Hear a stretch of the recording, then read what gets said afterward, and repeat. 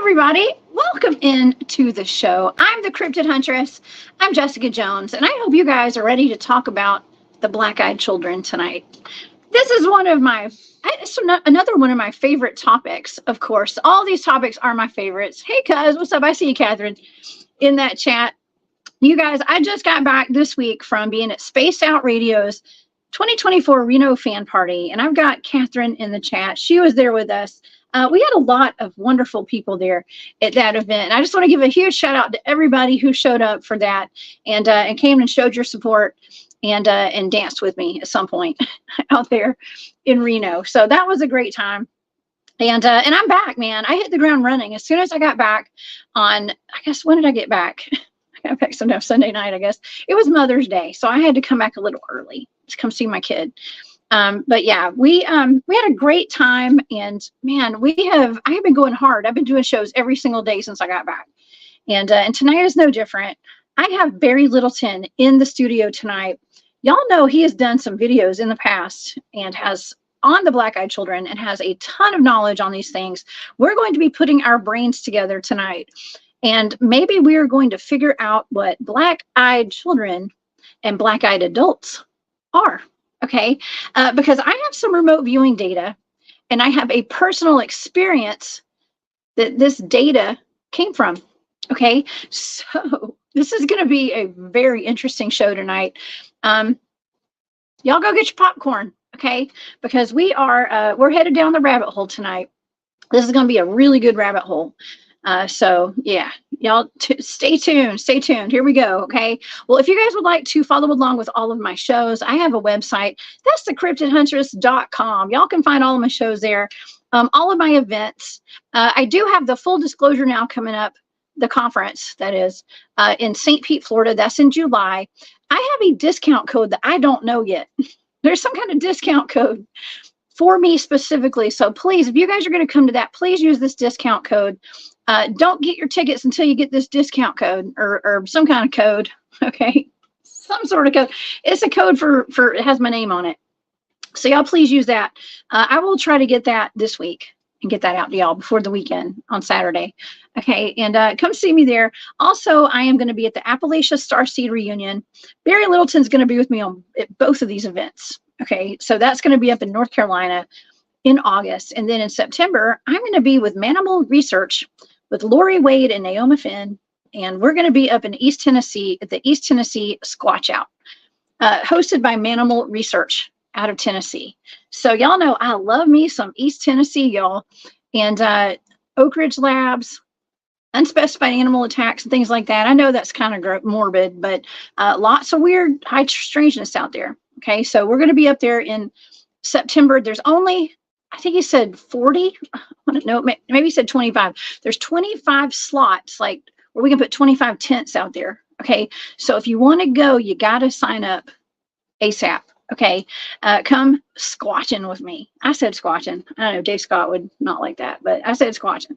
All right. If you guys want to follow along with the data tonight, I have a Patreon. That's the Cryptid Huntress over on Patreon. Also, please, y'all, go subscribe to Barry's Patreon too. That's Barry Littleton over on Patreon. He puts out wonderful videos over there as well. Okay. Also, if you'd like to support my channel and what I do, y'all can go buy some jewelry over on War Woman Goods.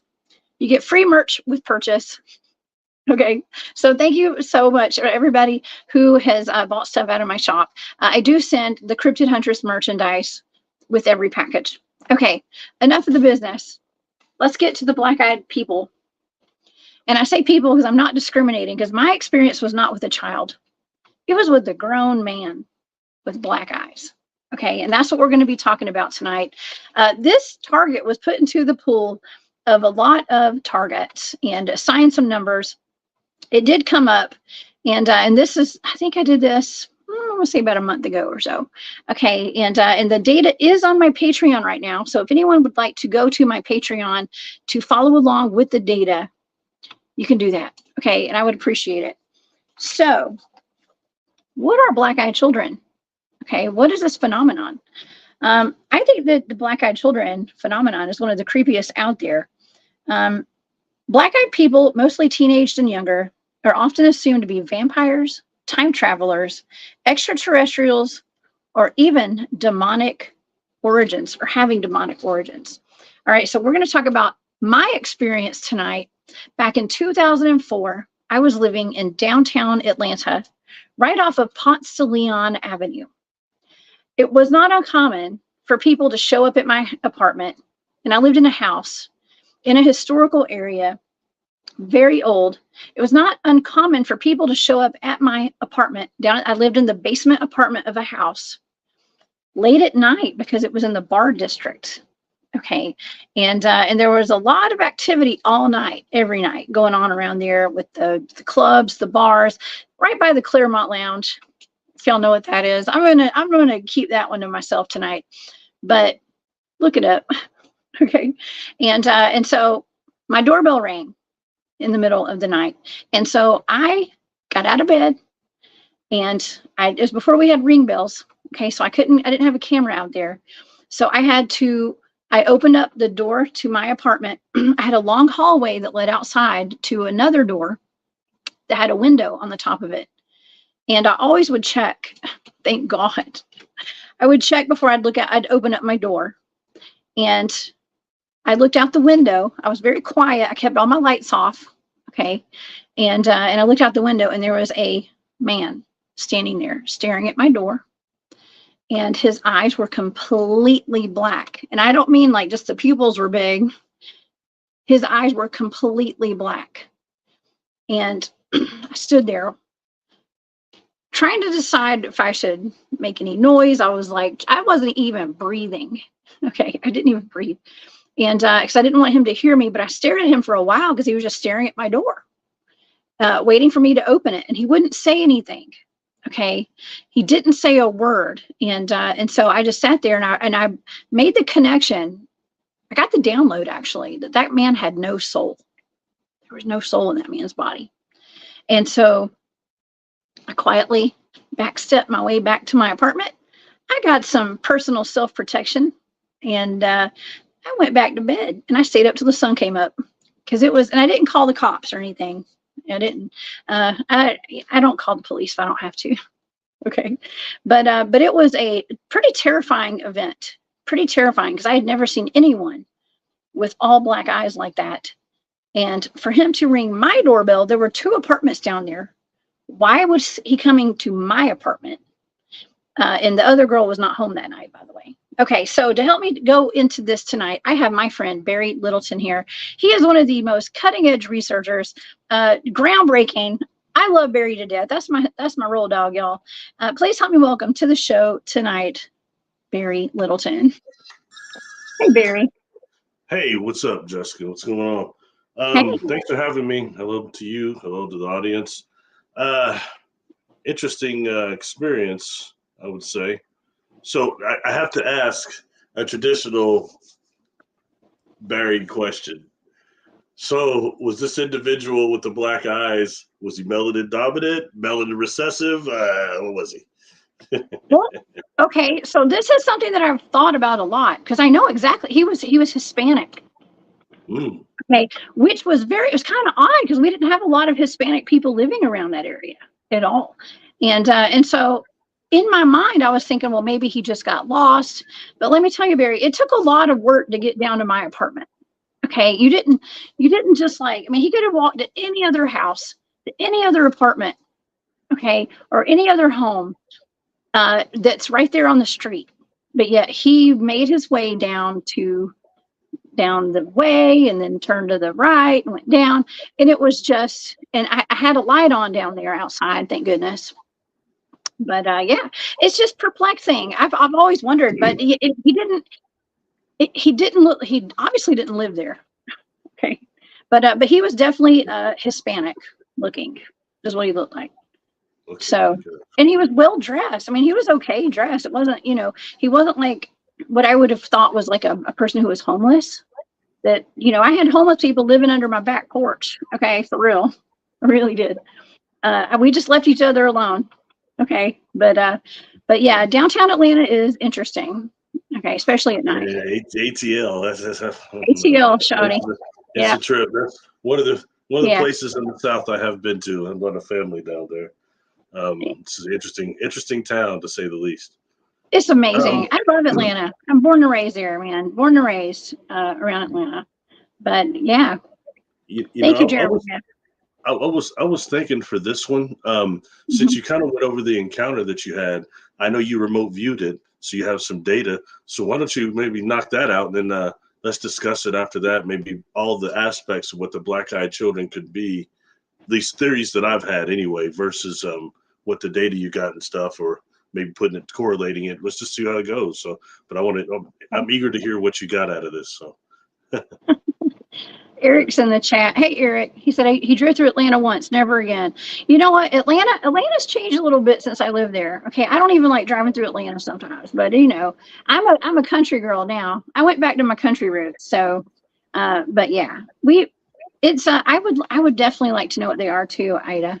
Okay, so here we go. So this was a blind target put into a pool of a bunch of different targets with just coordinates. So I got some coordinates. Okay. And right away, when I got into this session, this was a coordinate remote viewing session. I was first of all, I was picking up on something that was dark. Okay, dark. But I was smelling something so sweet it smelled like candy. Okay. Now, and I know all the data may not be relevant to the target. Okay, Barry, and that's something that we have to state. It may not make any sense. And none of this makes sense to me at the time when I'm remote viewing it. But to you, Barry, you might pick up on something that I didn't when I was analyzing the data. Okay, so I wrote down candy and Candyman. Have you ever, and I have not done my research. Do you remember that movie Candyman with the guy with the bees? That's one of my favorite actors, Tony Todd. Yeah. I got you. But I say though, that was a terrible movie. And the sequel was even worse. Oh, anyway, but go ahead. Okay, so this is interesting, right? Because for people who follow my shows, whenever I have talked about that haunted house that I lived in, and this is the house, very haunted. Okay, so I want to state that before I get into the rest of the data. This is a very haunted house, and we'll talk about that too, because the data was actually picking up on the hauntings that I had there. Okay, so I wrote down Candyman. I was okay. So my sensory data was like dark. I was smelling an odor, something sweet. I was getting dizzy. I was feeling like I was watched, and I literally wrote down watcher, the watcher, watchers, and the watcher. Okay, staring, gazing, tuned in, entranced, angry, evil, bad is what I wrote down. Angry, evil, bad. I was getting a really bad vibe on this target. Now, getting back to the Candyman data, okay, so I actually had written down data that involved bees and flies.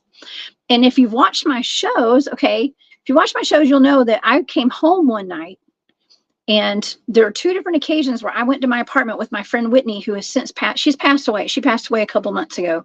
My very best friend. We had been out having fun at MJQ or some club down there. And we get to the door to my apartment and we heard a buzzing. It's happened twice. Heard a buzzing. And I looked down into the window before I opened the door, and there was a sheet of flies on a blanket. I'm going to call it a blanket of flies on my ceiling.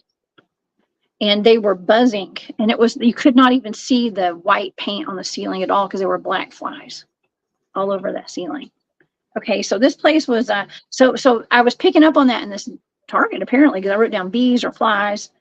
I wrote down dead and dead inside. I wrote down, that was some of my data. I was seeing or feeling, there was like static electricity, or just like static, like I just wrote down the word static. But I was writing down other data that had to do with surveillance and a drone surveillance, because I was picking up on like being watched, and so I wrote down surveillance and drone. Okay, and then I wrote down stuff like, doesn't make any sense really, but like caddy, elastic, and a watch list. Okay, maybe I was on the devil's watch list. Maybe, I don't know what's going on, but I did write down watch list. Okay, so I started Okay, so I was hearing a ringing sound. Okay, I was hearing ringing, and then I wrote down phone and taking orders. I wrote down instructed and instructions. Okay, so something was taking orders. And then I heard go time, and then I was picking up on a bunch of frequencies. Like I was hearing frequencies. I started, okay, so in this part, it's, as the session progressed, I was picking up on something that was like, I was spiraling downward. I was feeling like a downward spiral going on. And I got in a really, like I was getting a really yucky energy. And it was, okay, so I wrote down like my emotional impact, which is like what I'm feeling. In that column I wrote down, I was scared. I was a little scared. I was a little confused. And I wrote down pissed off. Okay, pissed off. I was mad. But whatever this was, it was like, as it started to spiral downward, I heard loudly, go away. I heard go away. And then at that point, I just ended the session because I don't like sticking around when I'm getting icky vibes. Okay, and icky energy. Not knowing where I'm at. I'm writing down Candyman. I'm seeing bees. I'm in that movie in my head at this point. Okay. And that's kind of the data in a nutshell right there. Okay. So, and before we get into a discussion about it, what I find interesting is that I was picking up on a drone and something that had been instructed to come watch me. Okay, that's kind of what when I go back and look at the data, I feel like there was something that was instructed to come watch me and do surveillance on me. All right, so what do you think about that, Barry? And does that line up with what the black-eyed children do? Wow.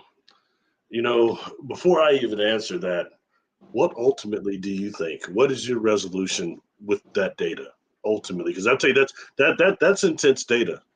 I'd say definitely job well done. Although as you're talking, I got creeped out myself. I'm getting bad energy, and so yeah, I mean, and it's not.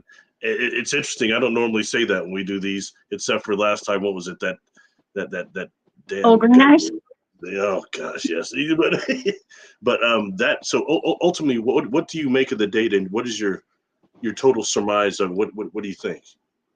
Before Okay, I think it was a soulless body inhabited by something that was controlling it to come and surveillance me. Meant to have that. I was meant to have that experience so that I could talk to you today about it. Wow, that was heavy. Yeah, man, that's the truth. Heavy. That's what I feel. Wow. Yeah, I just got goosebumps when I said that too. I just got blown away. I'm a little bit flabbergasted. That doesn't happen many of these. I always talk too much. Now I got that to say. Wow, that's a trip, Jessica. Okay. Yeah, it is. All right. Well, you know, one is as you described this, the things that come to me too is basically what you said. I think you're spot on.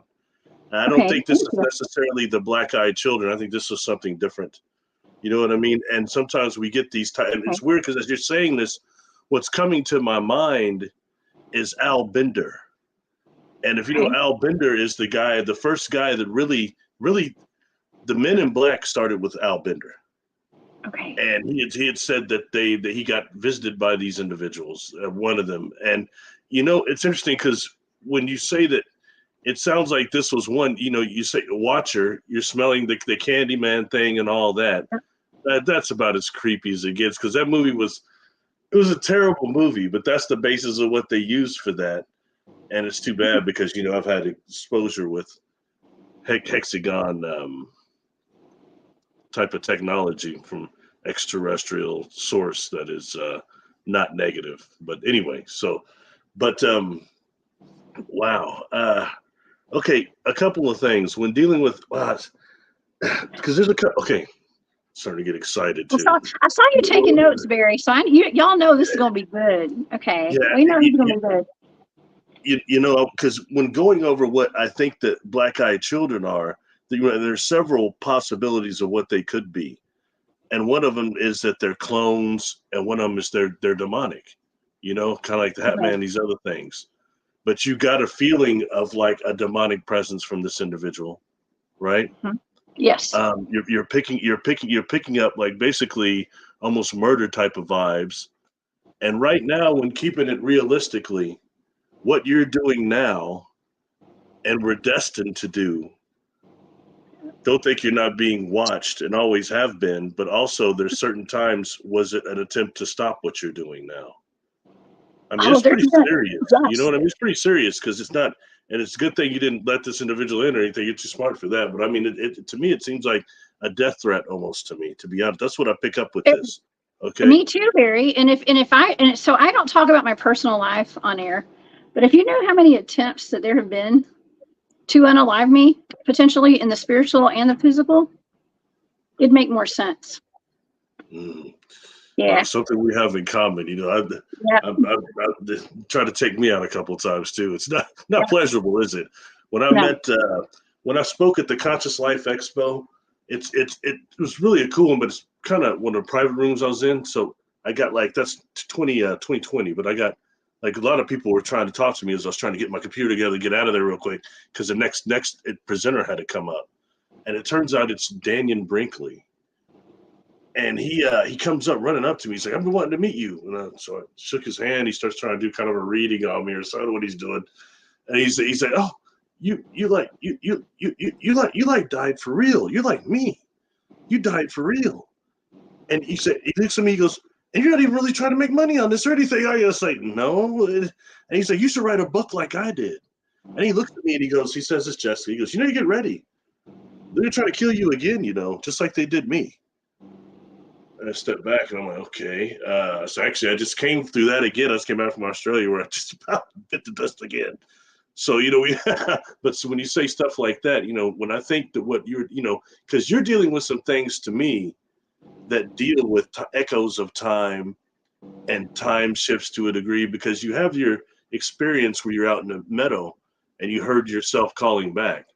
Yeah. And for all you know, that is you one day messing with time control technology, you being in the presence of time technology that's in the private sector, okay, or gaining that ability through remote viewing.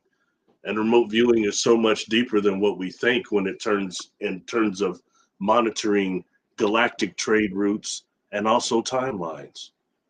So you're going off there. Who knows what you'll be doing in another 10 years from now, or 20. I know. I'm excited. I can't wait. There's no telling. Yeah. But There's that no there, telling. and something else I was saying, I did a really cool show with Dennis Carroll. I was on his show yesterday, and I I got saw a it. lot of respect for that guy, man. I like that he's like you. He's been out in the field. He's been on hands. That's experience. You can't be, research is cool, but research plus experience takes it to another level. Real knowledge comes through action. So we were talking about one thing that he had mentioned on your show a few weeks before, that when some individuals, when they take complete demonic presence and complete allowed to be possession, that their eyes go black. And Jessica, I've seen that happen before. I've And seen it happen too. I have seen it happen too, Barry. I have watched somebody's eyes turn black. And guess what happened? I don't mean to interrupt you. It was that's fine. after the person got out of an x-ray machine and he was, Oh, yeah. well, And I mean, he was there because I thought he was having a stroke, but turns out he was on drugs. Yeah. And his eyes turned completely black. And I mean, I had to talk to I had to go talk. This person was with me, by the way. I'm not going to get into details, okay? But I thought that he was okay. This is like a long story. I'm not going to get into personal business here, okay? But it was a shocker to me, everything that went down that day, okay? And when it was time to take this person home, I actually was talking to the sheriff's deputy there, asking them if I should even be around that person because his eyes had turned black. He was acting out of character. I didn't know who he was. I did not know who he was. I did not recognize him. Okay. Something had taken over him, literally. Yeah. It was scary. You can ask my mom. you already know how I feel about MRIs and X-ray machines. You already know that. Yeah. We talked about that. But if he's going through X-ray machine, already on drugs, his energy Mhm. fields are going to be all off, accessible by any entities that are using that electromagnetic force that comes along with those equipment. And for that to be demonic is very easy, you know? Yeah. Um, Yeah. what's up, Dennis? What's going on? Hey, Enjoyed Dennis. yesterday. Thank you for that. So something Fantastic, I had though. mentioned that, yeah, and what that caught my attention when Dennis was mentioning that on your show was because the individual I saw did, and I talked about it last night real quick, is I was in high school still, and I had this gal that sat in front of me and back of me like several classes. So we're always talking, and she wanted me to meet her boyfriend. So I meet this cat, and he's the ex high priest of this satanic cult where I grew up. One of them, and he was a little shorter than me, really skinny cat. All right, and we got to talking. Of course, he likes Barry, of course, so he wants to talk my head off. Great, you know. So he catches me, and one night he catches me at the pool hall, and he's talking about what happens when the demons come and take him over. And I had heard about him driving people out to the cemetery and wrecking their car into a tombstone and getting out screaming at demons and stuff. And he said that he got supposedly saved after this. So I talked to him after he's saved. But he said that when the demons would come, that often it would happen when he was sleeping sometimes, or he just go into a trance and he would be in a field that was, he'd go to like an astral field, this field that where there's this huge sycamore type tree in the middle of it. And the closer he got to it, there's holes in it and there's demons in the holes of the tree. And one of them will come out and attack him and take him. Okay. So as he's telling me this at the pool hall, I'm looking at this guy. I look at his eyes like turn black as he's talking about this. I mean, this is back in the late '80s, early '90s. So there's this skater guy there going, "Oh, you need to be locked up, dude. Your eyes, you know." It was tripped out. Later at school, I'm talking to him one day, all right, and he walks. There's two these brothers. They were what's called rolling 60s Crips is what they were, and they both looked like they're on roids. I knew them both, and they were rather violent. And they were talking just kind of the side of him and I, and then he goes to leave. I'll see you later. He goes to walk. And he just walks where the brothers are standing about this close. And he just walks right between them and just puts their heads down like he's walking. And they started cussing at him, going, "You MF," you know? And he turns around, Jessica, and he walks up to them. They're both twice his size. And it's obviously they're going to pummel him. You know what I mean? He comes up, he looks at him, he goes, "Excuse me." He takes his glass off. He said, "Have you ever really seen Satan?" That's what he says to them. And his eyes are black.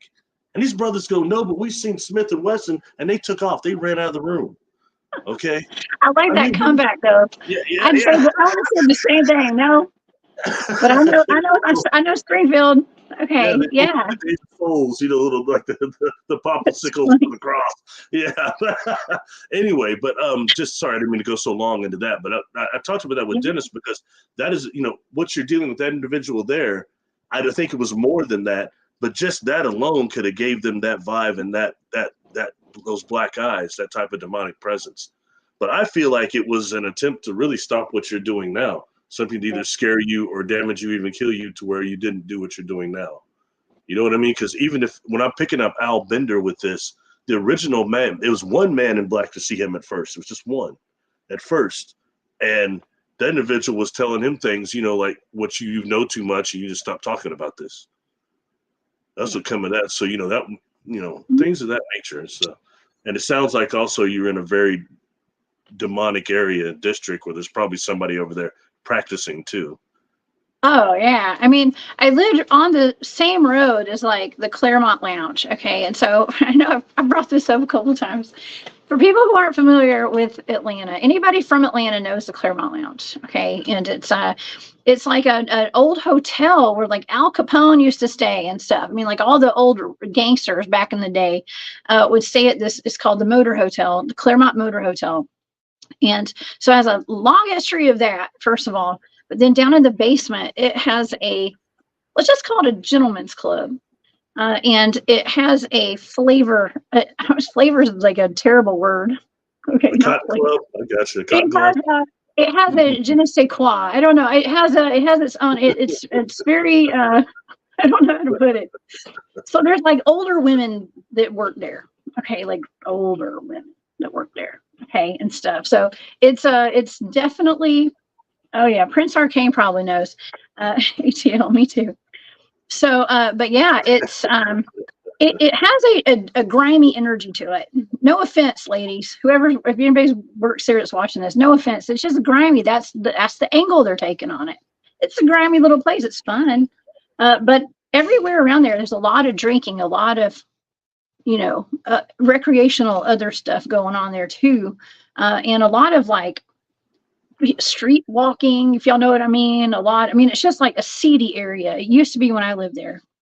So, and the Civil War was fought right there on that land as well. So we got more bloodshed, right? That's what you got. Tons of bloodshed. You got the era of Al Capone and them. That's a strong one as far as especially marking somewhere vibrationally. You know what I mean? Because if you just a little comparison on that, if you ever watched those old the original Dead Files that had Amy Allen on it, she went through Alcatraz, and she got toured by this individual. She kept talking about having on the suit. She described him quite well. I was calling him something different. And when he gets over, she looks at a picture of Capone. It was Capone. He was locked up in Alcatraz for a long time. So it's very interesting when you start dealing with just these places, these locations that will sometimes either lock souls there or bring them back, and that dark energy there. And then you got the bloodshed and all those things. That's not somewhere I would care to live, definitely. So. Yeah, I liked living there. It was fun. Okay, it was fun, but I remember my little brother, my younger brother. He's passed away since then, but I remember he came to help me like pack up my apartment because he said, "You're getting out of here." He's like, "I'm coming to move you out of this place. This is too dark." He was like, "You just got to get out of here." I was like, "But the rent's cheap and it's right in the middle of everything, and I can handle some flies on the wall." But see, it wasn't just the flies. I knew it was dark. Okay. There was also a night or a day. This was in the daytime. I had a black mass, like a black cloud, but it was solid. It floated out of my bedroom and it shot through my kitchen. And as it shot through my kitchen, I was bent down to pick up some cat food out of my cabinet. I had a cat inside, and it shoved me down. I mean, it literally, the energy just shoved me into my cabinets, and it kept going, and it went into the closet in my living room. Okay, so it was getting to be a little much. Okay, it was getting to be a little much. You say you love living there. Well, what do you mean get a little much? You say you love living there. It's everyday stuff. A couple demons going through the room. No big deal, you know. Demons going to your closet. And you already know what I think about closet and the cashmere effect and what these entities do and how much energy they build in closets. That's why so often when you go to one of these haunted houses, the little kids there will say, "Well, I was playing with the little girl in the closet." And they're in the closet always. They stay in there because that's a place they can. Anybody look up the cashmere effect, the energy that happens between two plates. It's similar, but also they're building it like an orgone accumulator. That's where they get enough more energy to build up, and they can come out and affect third dimensional things more when they come out till they get burned out. Anyway, major key right there. Homegirl, you have black flies on the walls. I mean, that's about as Amityville as it gets. You know, the haunted houses I've been in, some of them they'll have also this, the ones that have that fly problem, they have that it's like a type of a black substance that's really thin, sometimes on the door handles or on paintings on the side, on like the rims. Yeah, it's almost like an ash type of thing, but it's real light. You know what I mean? Kind of reminds you of what they would call a type of angel hair almost, but it's darker. Well, okay. So when that happened, both times that happened, and there were the flies out there, the next morning, so I had my friend Whitney stay with me at my apartment because I was like, I'm not staying here by myself. And it was kind of late. Like we would go out and we'd walk back because you could walk everywhere from my apartment, and we would come back kind of late. And so, but I never I try not to ever go anywhere by myself. Okay. I always had a friend with me if I were to be out late at night, and it's not safe. I wouldn't do that today. Okay. I would not do that at all today. But back then I was untouchable in my mind, I guess. Okay. But I made her stay. I was like, spend the night here. The next morning when we woke up, there was not a one single fly on that ceiling. They had all gone, and I don't know where they could have gone. I know people have, when I've told this story, everybody's got a, like a solution, like, oh, that's because there was a dead animal in your closet, or there was something. But you know what? There wasn't. There wasn't. There was no dead animal. There was no phenomenon. Okay, this was that was like explainable. This was paranormal. It was supernatural. I have no doubt in my mind it was all supernatural. But there were like a couple of dead flies scattered across the floor the next morning. But not enough for what you saw. No, it was like millions. You've got what at the time it's most likely a type of a rift there or something, aka portal, but they're dimensionally their sync is off. They're vibrationally off, and it can't last long. They wind up disappearing for that reason. A lot of times it used to be something when it would rain frogs and fish, or it rain real hard, all of a sudden it'd be fish around people's place, and then just kind of half of them would disappear for the amount that was there. It's when you get like some type of a dimensional fissure like that, these things come through or manifest. They can't all hold the vibration here very long, and those that do quickly die. So then you basically saw something that when you pick up this black mass, I pick up very demonic, but it lives there, lives in that place. You know what I mean? Going from room to room, place to place, you perceive it, and that's something else. You picked up something else you had said. You had said that you kept saying during your data, dead inside. Yeah. So that takes it to when dealing with this some type of a clone too. You know what I mean? A clone is filled with that, as the X-Files would call the black goo at the beginning, the original deal, the grays, the original non-humanoid form is some type of a black oozing of substance. And that's gone so far now with the black goo and everything. I don't get too far into that because I've seen people doing these, have the big followings, holding up a test tube saying, I've got it, the black goo. They've got millions of views that people are tripped out. And it's ferromagnetic fluid that you can get on Amazon. Anybody used to watch Mr. Wizard's World when we were kids? I mean, they had that stuff. People can be, P.T. Barnum said there's one born every second. We got to be very careful and use discernment, but this, what you're dealing with is very, very real. And when you said that, dead, you said watcher, you said dead inside, that I think brings up this whole type of Al Bender, the Men in Black type of thing, the first ones, the real ones, before it got glorified by Tommy Lee Jones and Will Smith. But the original stuff Al Bender said is similar to what you kind of just described in that way, and the way they made him feel. You know what I mean? Mm-hmm. So food for thought on that, okay? I'm not saying that's correct and the only explanation, but that's kind of what I'm picking up and getting from it. Wow, I can appreciate that because I'm not super familiar with Al Bender. Okay, Jim Gerard. Hey, Jim. He said, "Are the black-eyed kids sons and daughters of the Men in Black?" And that's something I've heard before. What do you think about that? I don't think so, but that's an interesting question. I can't say I'm right, but I don't think so. The reason why I say that is the difference with the black-eyed children and what I think they are, and I've discussed this before, but I'll say it. And it's so interesting what you're picking up. You kept saying all this stuff about drone, okay, in your data. And it's so weird. When I decided to send you that video, I was unaware until you said something that the title of that video is Black-Eyed Children, Dragonfly Drones, and Bigfoot. Bigfoot. And I did that video 7 years ago. It's one of the first ones I did. 8 years ago, actually. It's one of the first ones I did. So, but I did that because it's like a wave of them.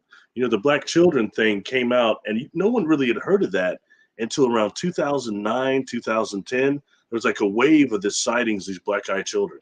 It was on Art Bell and all sorts of stuff. Mm-hmm. So, but when dealing with them and the things that seem to be described if you really go back and listen to the people that were experiencing them in the beginning, in this wave especially, they had some things that make me think, okay, that they are a type of a warning system from an alternative timeline, all right, where there's been nuclear devastation, nuclear war.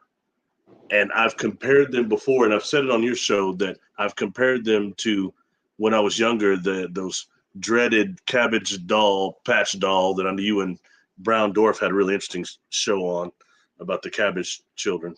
But there was an answer to them, which were those dreaded garbage pail cards, the garbage kid pail, garbage pail Garbage kids. Pail Kids.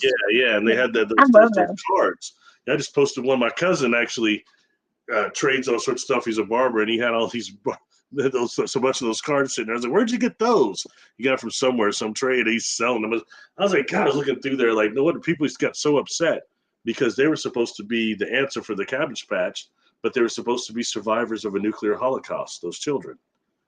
And I think when you're dealing with these black-eyed children from that timeline, one is they've seen so much, the devastation has turned their eyes black. Number two is the radiation. And I bring that up because look into that. And the first people, there's only a few people before this became an urban legend that said that they'd actually touched one. And those people that touched them got very sick afterwards. And if you look at the kind of sickness, the way they're describing and it sounds very much like radiation poisoning. Radiation. Well, radiation comes up a lot. Okay, so radiation is a big factor in the research that my team does. Okay, because we're out there measuring radiation spikes. And y'all know the story about two of my teammates have passed away, and they're the ones that walked into the portal, and we suspect that could have had. We don't blame it on that, but we don't know. We don't know if something could have, if that radiation could have been a factor. And all the times we go out there and something paranormal happens, we have a spike of radiation just about every time something happens because we're out there measuring it. Okay, so a bunch of radiation spikes. I mean, that can't be good for us. Keep it at 100 too, and going deeper with it. We got to stay real with this. Although I've not had those experiences, this is real because I've seen technology and things done, and they'd be communicating with me to be aware that there are lower vibrational civilizations that have corrupted this stuff. Okay, but their civilization's much higher evolutionally than us. Okay, but anyway, that would be that you have the ability for them to make cadavers. Okay, and a lot of this needs to be looked at when I've talked about this before. The amount of UFOs that are seen over graveyards, hovering over graveyards. It's a lot of them. Preston Dennett, I think, wrote a book over it. Anyway, are they doing necromancy? Or is it to evolve or grab soul memories and catch the dead that are still hanging around? But I think more you're looking at sometimes they're dealing with something with those bodies they're doing. And when you start dealing with this type of a technology that can make clone bodies, and they don't have the ability to actually bring souls into it. There's some people that talked on that old conspiracy show, 18 Bases, I think it is. It came out years ago. There's a guy named Alistair on there talking, Caucasian English dude with long hair. And he's talking about these machines that these beings had that was generating a false type of a light to try to attract immortal souls so they could get them trapped in these bodies. Okay. And that was an interesting way to look at that. I've done a lot of past life regressions, have not encountered that, but that doesn't mean it doesn't exist. Sorry, I looked down. Yeah. Yeah. Well, they always ask for permission, just like a vampire. And there's one lady, I think one that she went in the store real quick, comes out, and her kid is sitting in the back seat with this black-eyed child. Oh my God. I'd be so out. mad. Oh I no. I think they got sick later from being too close to it.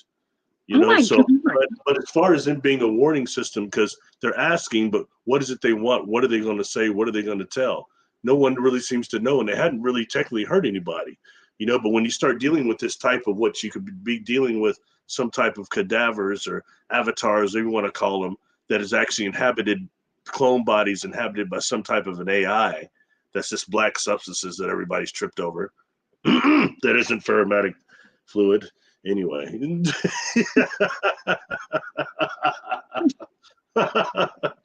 Anyway, so I think that's about everything I can add to that. The next step is what Dennis talks about, is just a straight demonic factor. And are these beings of darkness? Have they been summoned? Are they there to protect or whatever? But I think that was specifically assigned to you. You said all those things. You said Watcher. I think Candyman is a creepy association, but I guess it is what it is. For the Yeah. word, just for the record, I liked it when Tony Todd played Kern, the Klingon of Star Trek, better, which is Worf's brother. I like that role better than the Candyman gig. Anyway, that's neither here nor there, my friend. You don't watch no Trek. Anyway, but I need to start though. That's about it. The possessed people, nuclear, that all these things, and that's everything I can add to that. I'm sorry. Okay. One more thing. Sorry. Yeah, I think I mentioned it. They could possibly be hybrids too, some type of gray hybrids, and that's why their eyes are black like that. That's another possibility. Some reason I don't think that's what you were dealing with, but it's possible. Yeah. Yeah. Okay. So, so what? And so the person that I saw was also not a child. Okay. Now, black-eyed children are black-eyed children, but there's also black-eyed adults. Okay. But in this case, so can we make the distinction right now? Do you think that black-eyed children are going to be different? Like, if anybody sees a black-eyed adult, chances are that adult is going to be more just demonic. Like, there's something demonic running their body. There's a dark entity inside of them. It's not going to be the same as what the children are, potentially. Possibly. I got to make a comment on the comment you put up there. All right. And I don't mean to be hostile, but I'm just going to say, how do you know? Have you experienced it? Or is that something you heard Linda Moulton Howe reporting from that lady and the other people that reported it? I mean, that's what I'm saying. So we have to watch these things because they say that this is what can happen. But if we have not actually experienced it, it's somebody else's experience. You know what I mean? Yeah, but if you've seen this technology, I'd like to know what it looked like. Was it a box? Was it tube technology? But these are things we've heard from other people. You know what I mean? And right now there's such a progression to rewrite the whole narrative of contact that it's unreal. So, we have to kind of keep these things just open. I don't mean to be hostile. I'm just saying we have to stay discerned. But if you've experienced it, email me at barrylittleton13.com. I'd like to hear about it. Tell me about the technology. I am very interested. But Hey, I like all the comments, man. Thank you for your comment. I'm cool with that. I'm cool with that. Yeah, I'm cool with that. Yeah, thank you for your comment. No, we have a wonderful chat tonight. A lot of really good people. A lot of great comments tonight. A lot of those people on 18 bases said that they experienced it. I don't know if that's still up on YouTube or not, but there's a lot of them said they experienced it. The other group was the Linda Moulton Howe has those two people. I can almost tell you the name of the lady that she talks about a lot. Her name is Linda too, also. Linda Porter. Linda Porter was the lady's name, and she had the mantis beings around her and the tube technology there. There's another guy, Jose. He said he was near the tube technology too. And when Alistair described that in Basis 18, he was describing that, and Linda started calling that resurrection technology, okay? And that tube technology, resurrection technology. And some of I guess the abductees call it that too. I've been around something similar, but it was a quasi-crystalline technology. It wasn't that. It wasn't what these individuals are doing, okay? So just food for thought again. So sorry, you were saying something about something different. Oh, no, I was going to answer Ange over here. Hey, Ange, could black eyes be associated with demonic entities? Absolutely. And I think that's what that man was that I experienced, probably according to my data for this target tonight. So Abbott has an interesting comment. I've been looking at this one. Me and my gal saw a still-eyed robotic Asian man approaching us in an LA park 4 miles from NASA JPL in 2009. Okay, so that brings up another point. Okay, so we're talking about demonic entities, demon-possessed bodies. We're talking about the black-eyed children, possible extraterrestrials, interdimensionals. But we also have like clones, okay, around us, and we also have robots and stuff right now as well. So, I mean, well, there's a lot going on right now. I had just put up this thing in Japan. It's a manufacturing factory where they're doing all those AI robots. I mean, they're like lines of them, different stuff they're doing with them.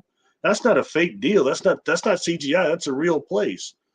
And here's something like that. I mean, I don't doubt it. And when you have actually the different type, okay, all right. So I start picking stuff up. Okay, so I'll just say it.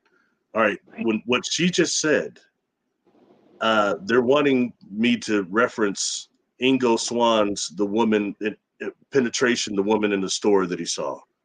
He described her being robotic slightly too, a type of like almost some type of extraterrestrial slash robotic almost type to a way. Anyway, I picked that up with that, so that's worth. I guess that's a good correlation. I guess. Oh, great. Yeah. And she was not she. And remember what he was told when those guys grabbed him and asked him, how many times had he seen her, and he told us that she's very, very dangerous. Do you remember that? If you read the book. Yeah, I have the book. Yeah. She's very dangerous, but like, what does that mean? Like, what kind of dangerous? I don't know, but he said the men in black were watching her in the store and watched him, and he described the men in black slightly different. They were almost like parapsychologists. That's the way he kind of describes these individuals. All right, and then because those are the ones that took him and wanted him to remote view that city that winds up being on the moon, and they didn't tell him that at first. That's what that whole book is about the moon. Yeah. It's about the moon, but there's so much more to it. And all this crap is interconnected. Okay. And I don't mean crap as in like a bad way. Okay. I was just thinking, what about the vampire aspect, Barry? Because some people think the black-eyed children are vampires. Now, that wasn't in my data for this man that I had encountered. Okay. But what about the vampiric aspect? Well, just based on the Bela Lugosi fact, they got asked to come in, gives that priority. It could be. Hey, something you want to touch on real quick that you mentioned in the data that, although I guess it's taking us down the rabbit hole, but I think we should mention it as it was part of that video that I sent you, which is those dragonfly drones. And those dragonfly drones is something that was seen over, or somewhere in California and somewhere else. They were in Santa Monica. Santa Monica, okay. Yeah, because our team wanted me to remote view those or something at some point, and I don't know if he ever gave me that target or not. But right on. They were in Santa Monica over the ocean, I think. Yeah, I did a show last week with him and Brian Singh that was pretty cool, actually. It was awesome. For this conference you and I are going to be at. That caused a lot of buzz when those things came out. Were the pictures fake? Were they not? And what's interesting is there was some type of something happened, like a microwave pulse or electromagnetic pulse, something that allowed these things to only be seen briefly, and those pictures were taken. And the witnesses were saying they were phasing in and out. And if you look at on top, the people we zoom in on those, there's these symbols all over those things. Okay, like on the wings and on certain parts, there's these symbols. And that's been matched to what's supposedly a place from from Silicon Valley called Carrot, which stands for, oh gosh, I forgot to look at it. Anyway, it's like a place that's supposed to be back engineering extraterrestrial technology undercover. And what they're back engineering is self-activating software, self-activating hardware, self-replicating, self-repairing. That's what they're working on, and that's these drones supposed to be. This gets heavy enough to those of you that watched the Sarah Connor Chronicles around 2006 to 2008. I think it really ran 2 seasons, not even 2 seasons, but they started dealing with Skynet was making these dragonfly drones. Pretty interesting. Sarah Connor went to a contactee support group to get a better deal on these drones. But it was extraterrestrial, and she knew it was Skynet. What Reese had called HKs. She's like, what's HKs? The original movie, Hunter Killers. They use infrared. Automated machines from factories that patrol all the time. So I mean, anyway, so the dragonfly drones, but going back to that, sorry I get too excited. But what's interesting about that, okay, taking away all the crap that went with it, but what was said about this thing was near these trees, and the trees seemed to suffer some type of a damage that these drones were near when they were seen. And when analyzing of these trees, they were found to contain something that was high amounts of palladium. And what palladium is like caused by nuclear fission, it's a metamaterial, and it's similar to platinum. Platinum, thank you. Yeah. So it's kind of, where did Silver. that come from? Yeah, Yeah. where did that come from? Again, we have these things in coordination with the tree system. Okay. Now, when dealing with what these were, I think that they're trying to back engineer something that's been floating around our atmospheres for thousands of years, terraforming, millions of years, maybe. You know what I'm saying? So that's these dragonfly drones. And when dealing with this individual you encountered, these black-eyed children and these drone things, are these coming from the same thing, the same conscious events? We got to really look at that. You know, are they I mean, not the that's, same as we think they are? You know, or are you just picking up that individual was a drone, like a data? Was that a Brent Spider? Was that a Brent Spider? You know, I well, don't I know. mean, much like Skynet, isn't Skynet like a surveillance net, kind of? I mean, I'm just saying. It was supposed to be the computer system that was supposed to run NATO, and then later on they threw in, like in the later movies, that it caught a virus, and the virus is what made it become self-aware. But that's something they incorporated later. But the original, it was supposed to be, if you listen to what Reese had told Sarah when he got done driving through downtown LA with no lights on, man, that was a bad scene. Anyway, he told her that that it was native, that it became self-aware, that it was the automatic defense system. And there's actually a scene that's been deleted from that movie. If you get on YouTube and look up original Terminator movie deleted scenes, she actually starts talking to him. They're walking like down this hill, and she says, "What is it? You said Cyberdyne creates, what is it called? Molecular memory." He's looking at her. That's what I was told, and it makes it a different type of memory that's way beyond. It helps this thing become self-aware. So she goes to the phone booth, and she calls her mom, tells her to get and go to the cabin. Okay, and then she looks down the telephone book and looks for Cyberdyne with her finger. You stop that and look at all the businesses that are around Cyberdyne, Cyber Arts, Cyber this, Cyber that. I looked those businesses up. That was 1984. One of them, Cyber. Anyway, what they're doing is, years ago, that company was designing a way to use organic components to replace silicon on silicon chips.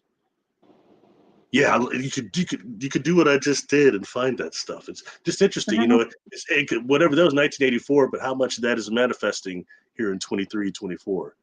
It's good food for thought, isn't it?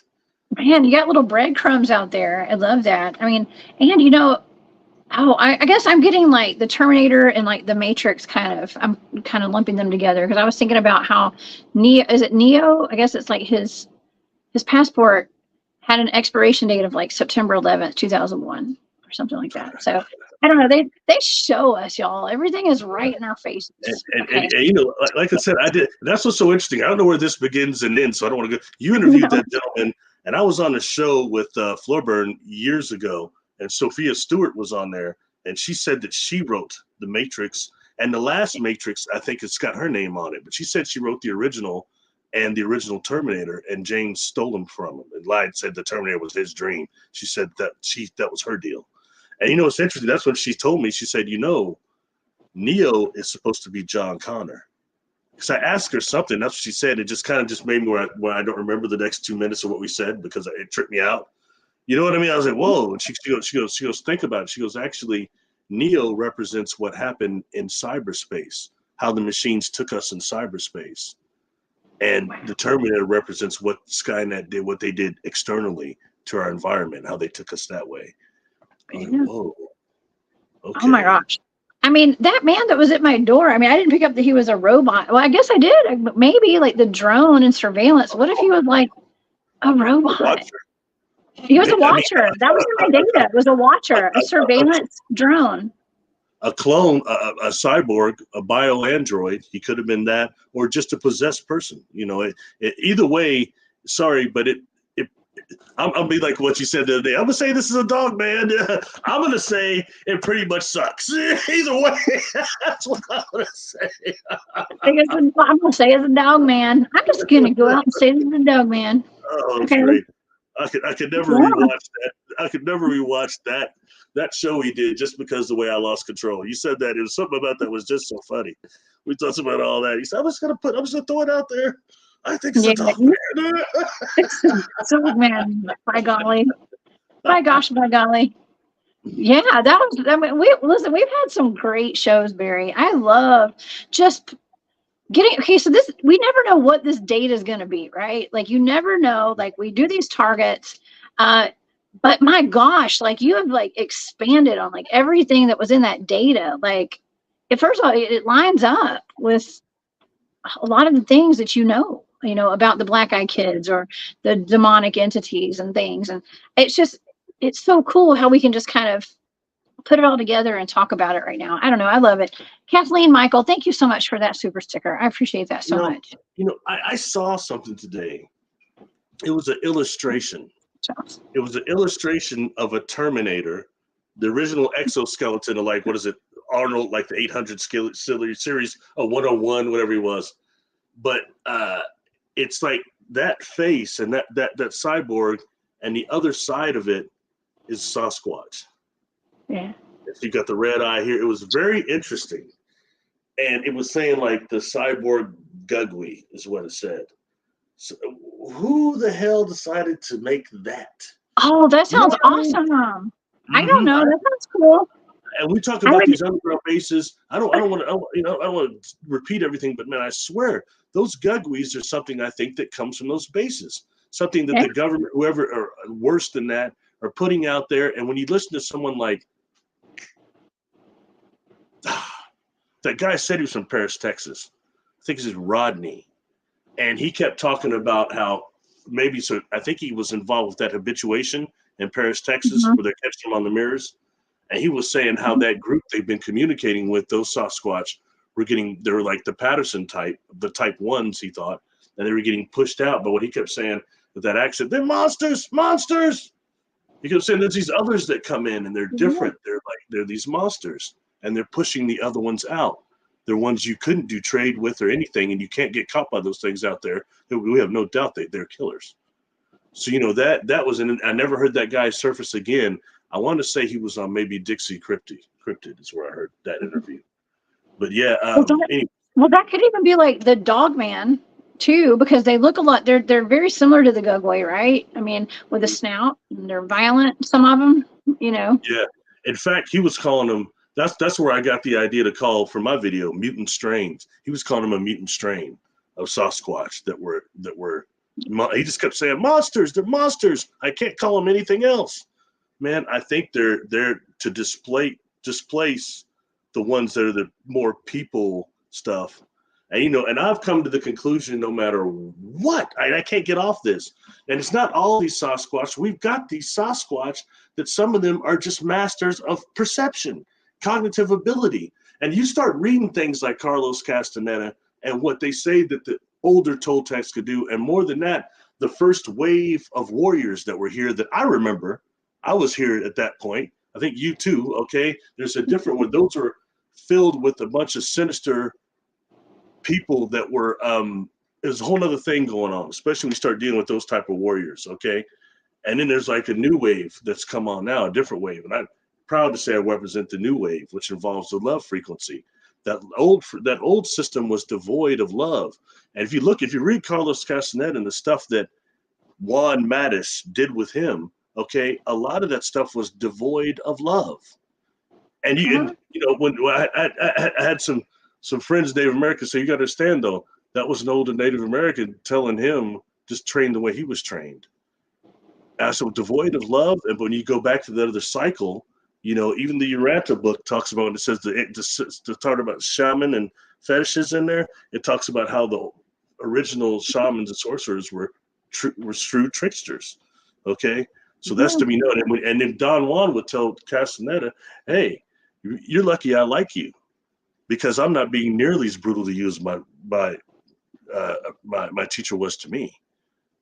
So things like that. But when going back to that first cycle, Sasquatch would have been present. And the ability, what Castaneda was being taught to put his whole cognitive ability into the dream body. That's what I'm sure Sasquatch is doing. That's how they have these paranormal abilities sometimes. Period. And because they're people. Anyway, sorry, we're supposed to be talking about drones and black-eyed people, not Sasquatch. Well, I mean, maybe they're connected. You know, it's Hey, question on that. Good point on that. Okay, question on that. Reptilians flee when sent love vibes. Okay, I'm going to throw this out, all right? Because I'm doing a that's why they video. stay away from me. Well, I did a video about reptilian. It's called Reptilian Questions, all right? The reason why I say that, because if you look at the free study, the CCRA study by Ray Hernandez, Contact Center for Research Institute, used to be called Free Foundation for Research and Extraterrestrial Encounters. All right. And it's like a first survey. And this is one of the ones that I had to actually bypass. It's a reptilian. Have you experienced the reptilians? And it's a question, was it positive, negative, or neutral? And when you look at that graph, what do you think it must be? All negative, right? And it's not. And that's over 1,500 people answered that one. I had to skip it because I've not experienced them. But on that graph, Jessica, the positive is very large. The unknown neutral is second. It's close to as big. And the negative is pretty small. I couldn't believe it. And so I asked Ray, I said, Ray, what'd you get on that? Because if you put neutral, you have to fill out, a couple sentences why. He said, Barry, we got the same answer on a lot of it. They were absolutely terrified by the physical appearance of these beings, but they didn't do anything to them. In fact, they were giving them information, but they just couldn't take looking at them. They couldn't take it. So they feel neutral because just the way that they met them, but the fact they did nothing, and if they helped, if nothing. And the other's saying it is positive. So that tells you something. With these difference of reptilian factions that come here or whatever, we're not being told the whole truth about it. And automatically, they must all be negative. What about the Saurians that were supposed to be here before the Dracos? What about the Serpentines, the Nagas? You got all these things we got to incorporate in. So they're all negative, being driven away by love vibes. Is that so? Or is some of them are trying to learn to love, like what happened, that regression I had?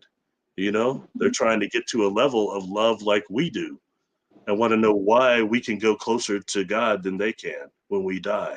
That's fascinating stuff to evaluate. And that's just data, what I've gotten regressions.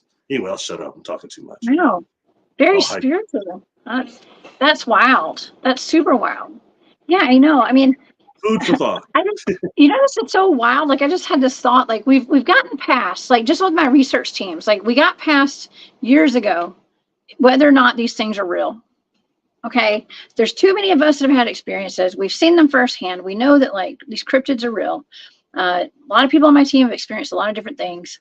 I myself have experienced a lot of different things. We know it's real. Now we're getting to the meat and potatoes of where they came from, what they're doing. I love this. Okay.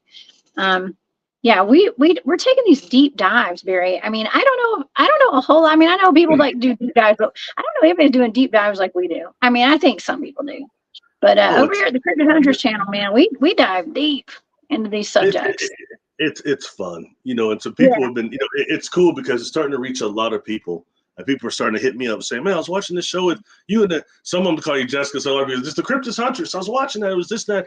And it's one or two that might say something like, oh, I forgot about that one.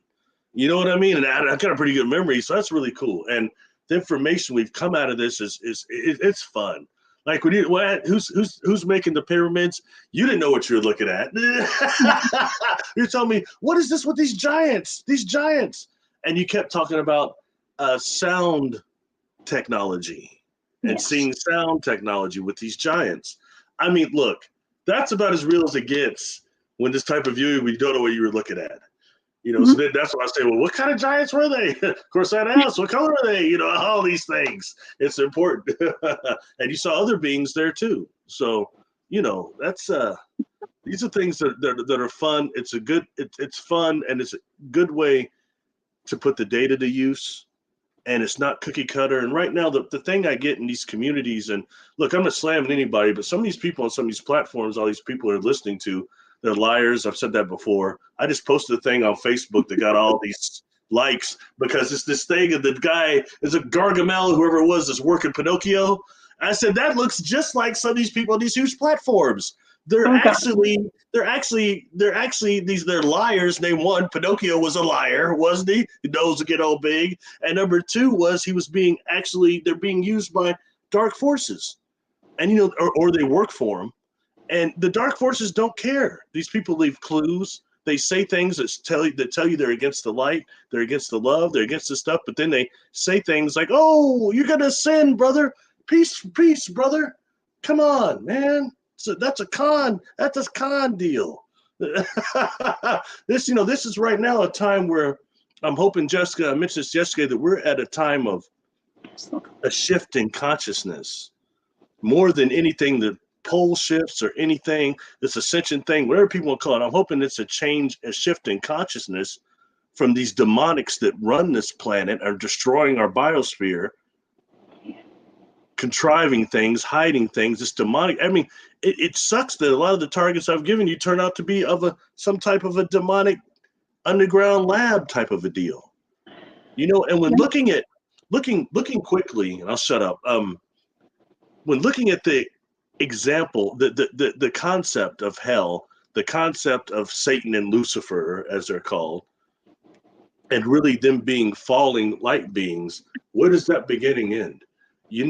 There's that Uranta book that's so interesting.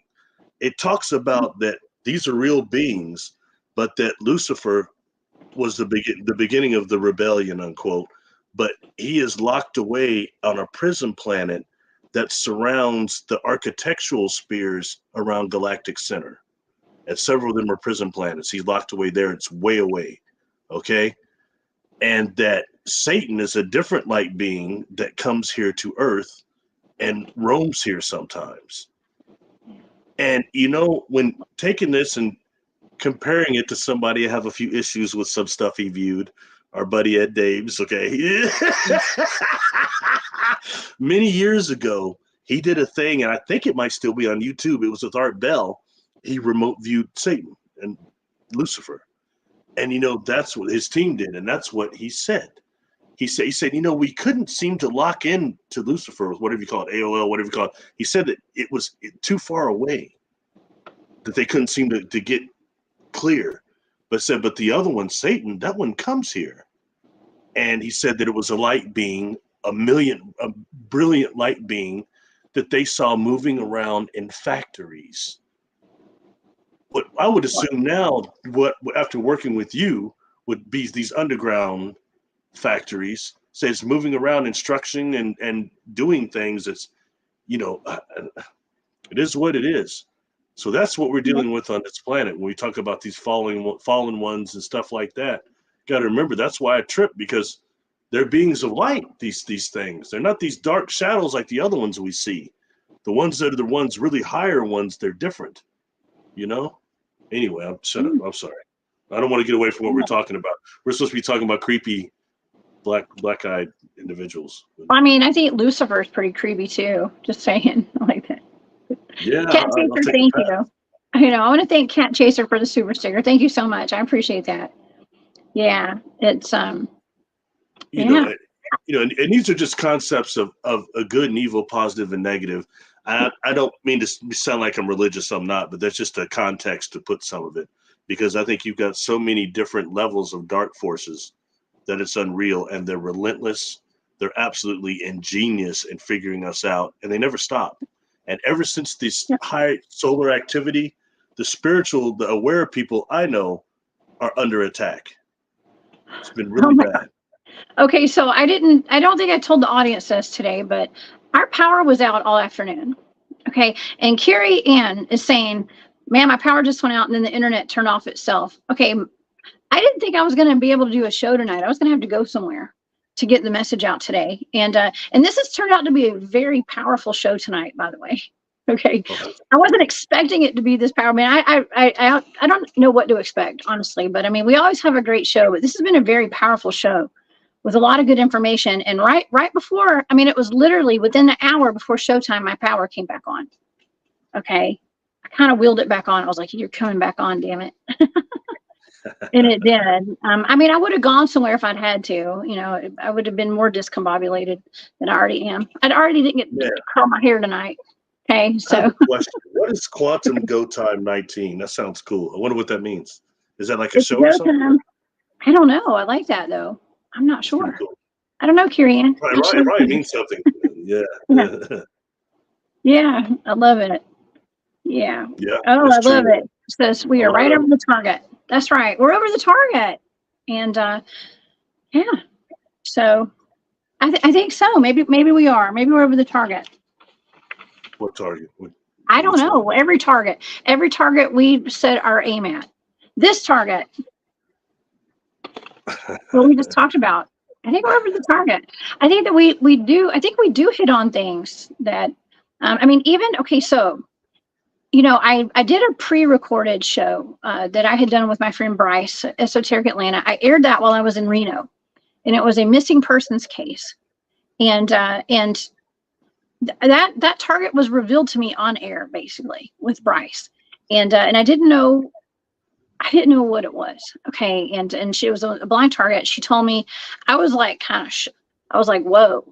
Okay, there's a young lady who had been missing since like 20. I want to say it's been a while. She's been gone. She's been gone for a while, and my data was, I was saying stuff that like I felt kind of silly saying on air because I was like, I don't know, because you just don't know what you're going to get with these targets. And I was putting out information, and to me, it just because I was talking about dance recitals and the way it smells when you get off the stage, you get on your tights, your leotards, and it smells, like a locker room and stuff. But all of that was so pertinent because her family representative contacted me, Barry, and was like, look, the stuff that you were talking about has not been made public. Okay. So if you guys want to, when it comes to remote viewing and these targets I'm doing, I am always shocked. Okay.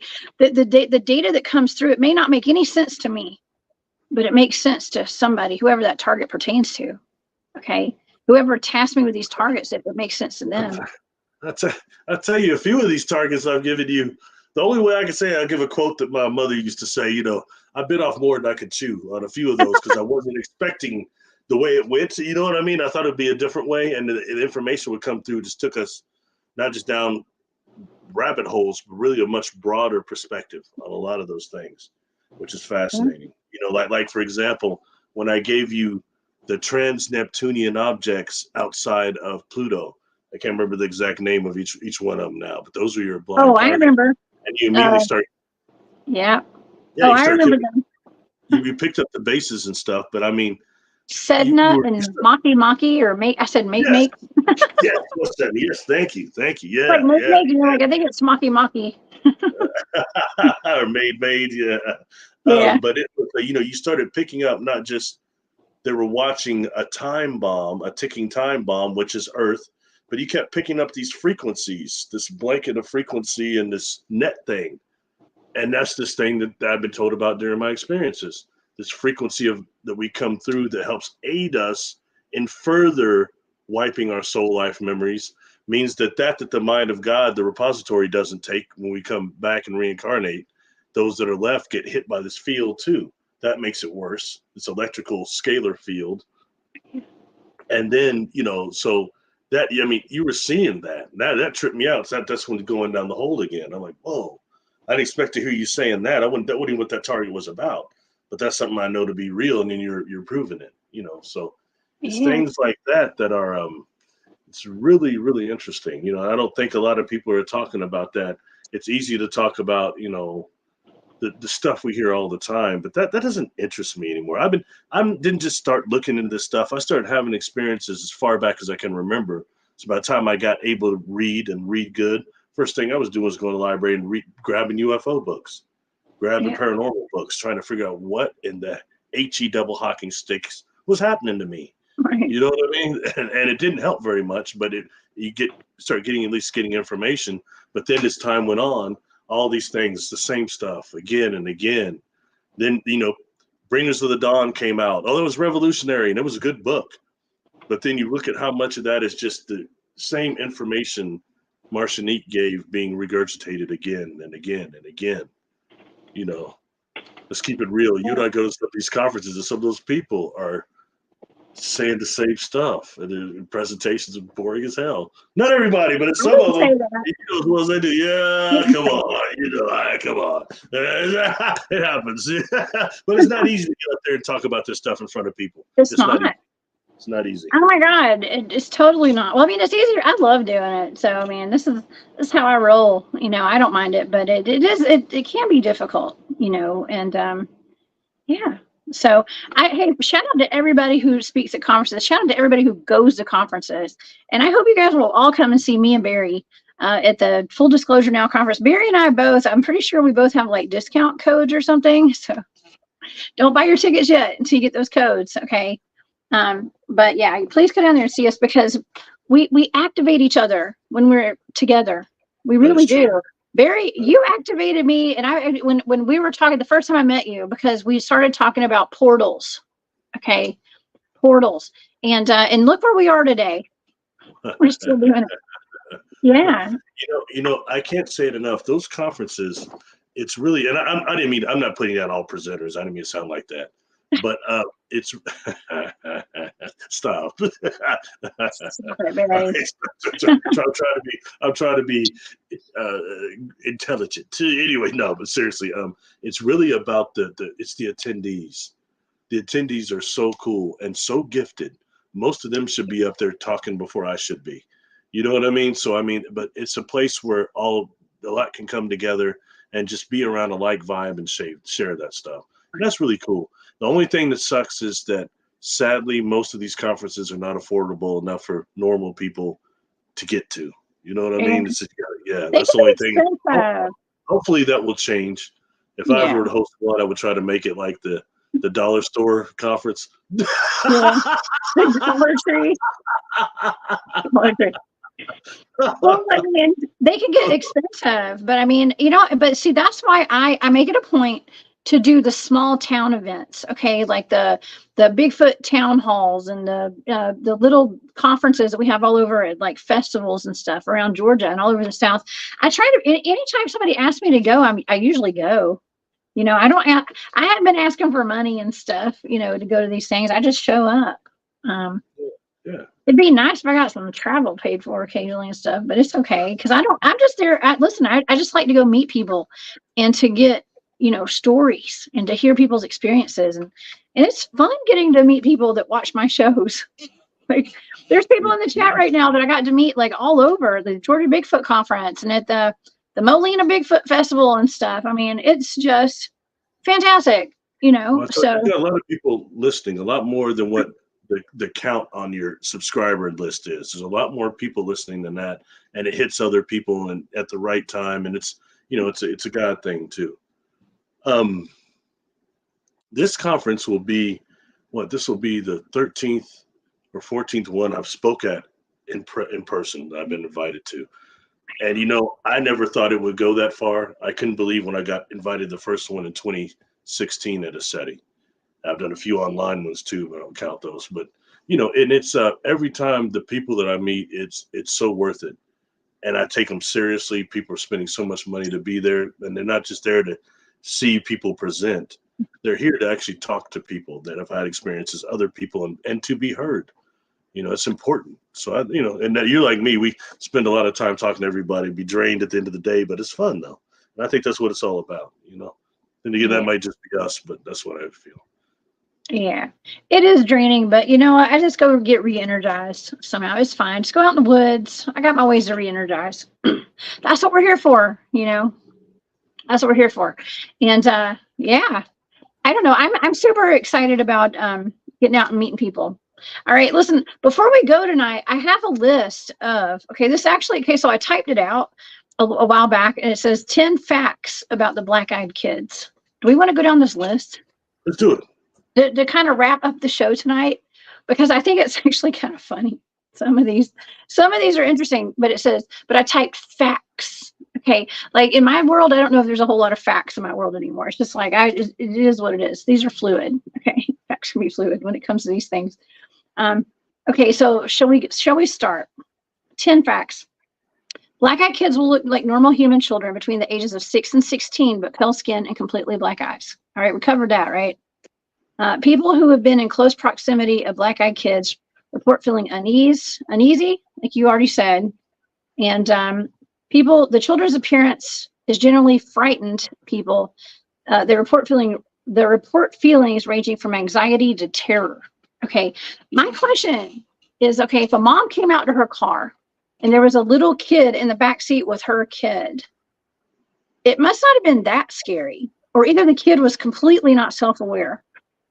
Which is a thing. Okay, that is a thing. Some people are just not self-aware. Yeah, I mean, if I recall, I don't recall her saying her kid was as scared as she was completely tripped out. Yeah. Okay.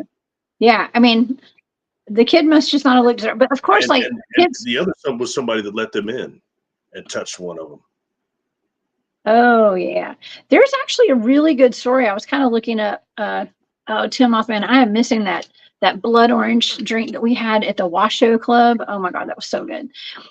Okay, sorry. Yeah, what were we saying? That just threw me off, Tim Hoffman. You had alcoholic beverage? What? I did. Tim and I both had we were at the Washoe Club, and that's where we did the ghost hunt in Virginia City. And it was the end of the night. We're like, let's just have, what do they have on draft? Okay. Because I don't drink beer hardly at all, but we had a drink. It was delicious. So, all right. Sorry. I forgot what we were talking about. Oh, I'm like, I wish I had one. But it was something about the black-eyed children and the sickness that people that touch them and maybe letting their guard down or something you were saying. Yeah, I was talking about them not being unaware. Anyways, I'll go back and rewind this. Why don't we move on to the next bullet point that I have here? They say that, okay, so this is something that we haven't covered tonight. Some people report seeing black-eyed kids that have talons for feet and other demonic attributes, but they mostly look like normal children. Okay, have you heard about them having talons for feet like birds? No, I've never heard that. The only time I've heard that is in regards to the women in white, and certain of these witches that are seen. They're supposed to be reported to have these bird feet. And then there's the woman that some people said she had bird feet, and she's not seen with that. She has on these clown shoes, like the three-toed clown shoes, really big, and that's reported quite a bit. Yeah. Whoa. Adolf, I want you to come on the show sometime. So I'm gonna find you on Facebook and hit you up. That's interesting right there. And that's something that we need to cover is like alien abductions and stuff in people's houses. Like, how are they getting in and out? It's almost like there's Santa Claus coming through the chimney or something. It's like, how do they get in? Well, it's a stasis beam. It's a stasis beam. It's a stasis beam. Mm-hmm. The stasis beam can penetrate matter. You have these energies that can turn matter into energy and energy into matter. And these beings have a master of that. So for them, on my YouTube channel, there's a thing I did, UFO stasis beams, part 1 and part 2. Okay. Oh, and I'm not going to go there because this is going to be a totally different rabbit hole. We don't have time for it tonight, but yeah, it was. I went on a show. Okay, it hasn't aired yet, so I'm not gonna mention exactly what it is. It's kind of an awesome show. Okay, of course.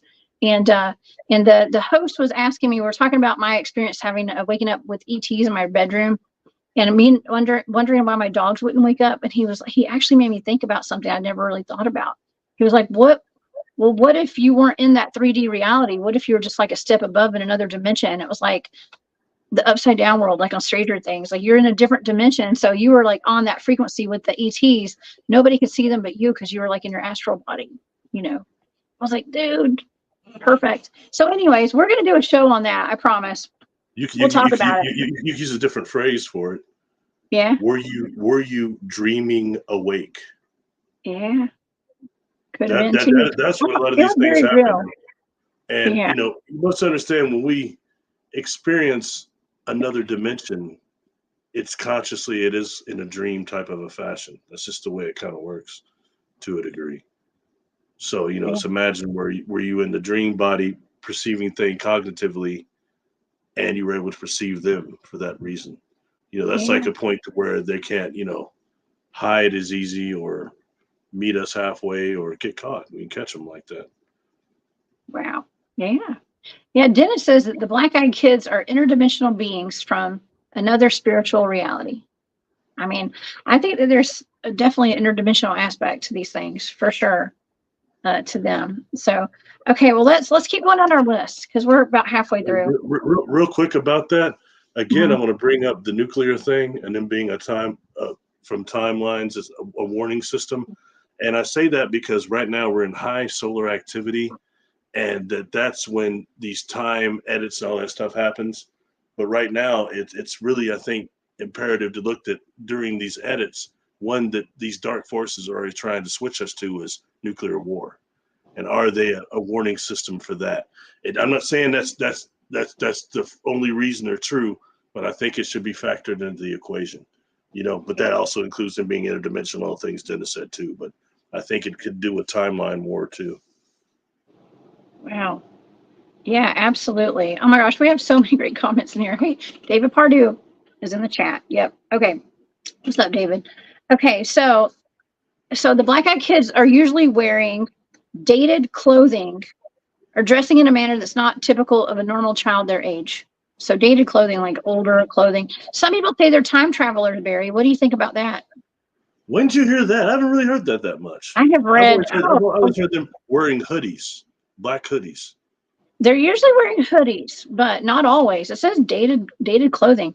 Now, I've definitely heard the part about potentially being time travelers for sure. But yeah, you usually see hoods because they're trying to like cover up their face, but they're not always wearing a hood. That man that I saw, do you want me to describe what he was wearing? Because I still remember. He was wearing like a button-up like golf shirt, I guess you call it, or like I don't know if it's a golf shirt because it wasn't like just the buttons at the top. It was like a all the way button down dress shirt. Kind of, it was tucked in his jeans with a belt. He had on boots. He had on some gold jewelry, but he just did not seem human at all to me. That was the first time in my life I'd ever seen a person that was not a human that I knew of. And I'd seen ghosts too, okay, that were like, I'd wake up and there'd be ghosts standing by my bed. They weren't human completely. But this guy was like standing there in the 3D and was not human. So anyways, but he had on like current clothing and stuff. Like he just looked like somebody that just kind of lost his way or something. But it was scary. Okay. So black-eyed children are always asking for something. It says they always ask for something. It is always something that involves being in close quarters with you. They will ask for a ride in your vehicle or to enter your home or to use your phone. Okay, so I think it was Maureen in the chat earlier said, take the welcome mat off your door. Okay, like welcome mats. Yes. I've been criticized for saying that so much. I posted that on Facebook probably 10 years ago. People got mad. I'm not taking mine off. Hey, you can suit yourself. Go ahead. If invited to demon.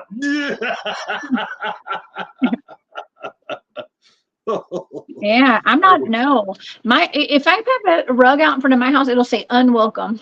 Okay, it's like, no, you're not welcome. I don't know. I don't go to the door for people. If somebody knocks on the door, I don't open it. I'm sorry, I just don't. Unless somebody calls me and tells me they're coming, you ain't getting in. Sorry. So I'm just like that. I'm like that. Sweet Pea 1776. Jess, do you do deep mind probes on the kids? No, I did not. I did not do any deep mind probes on the kids, but that would be a great idea. Okay, so I would like to go back and revisit some of these targets. And like I said, I have remote viewed other black-eyed children, at least one other black-eyed children case from a long time ago.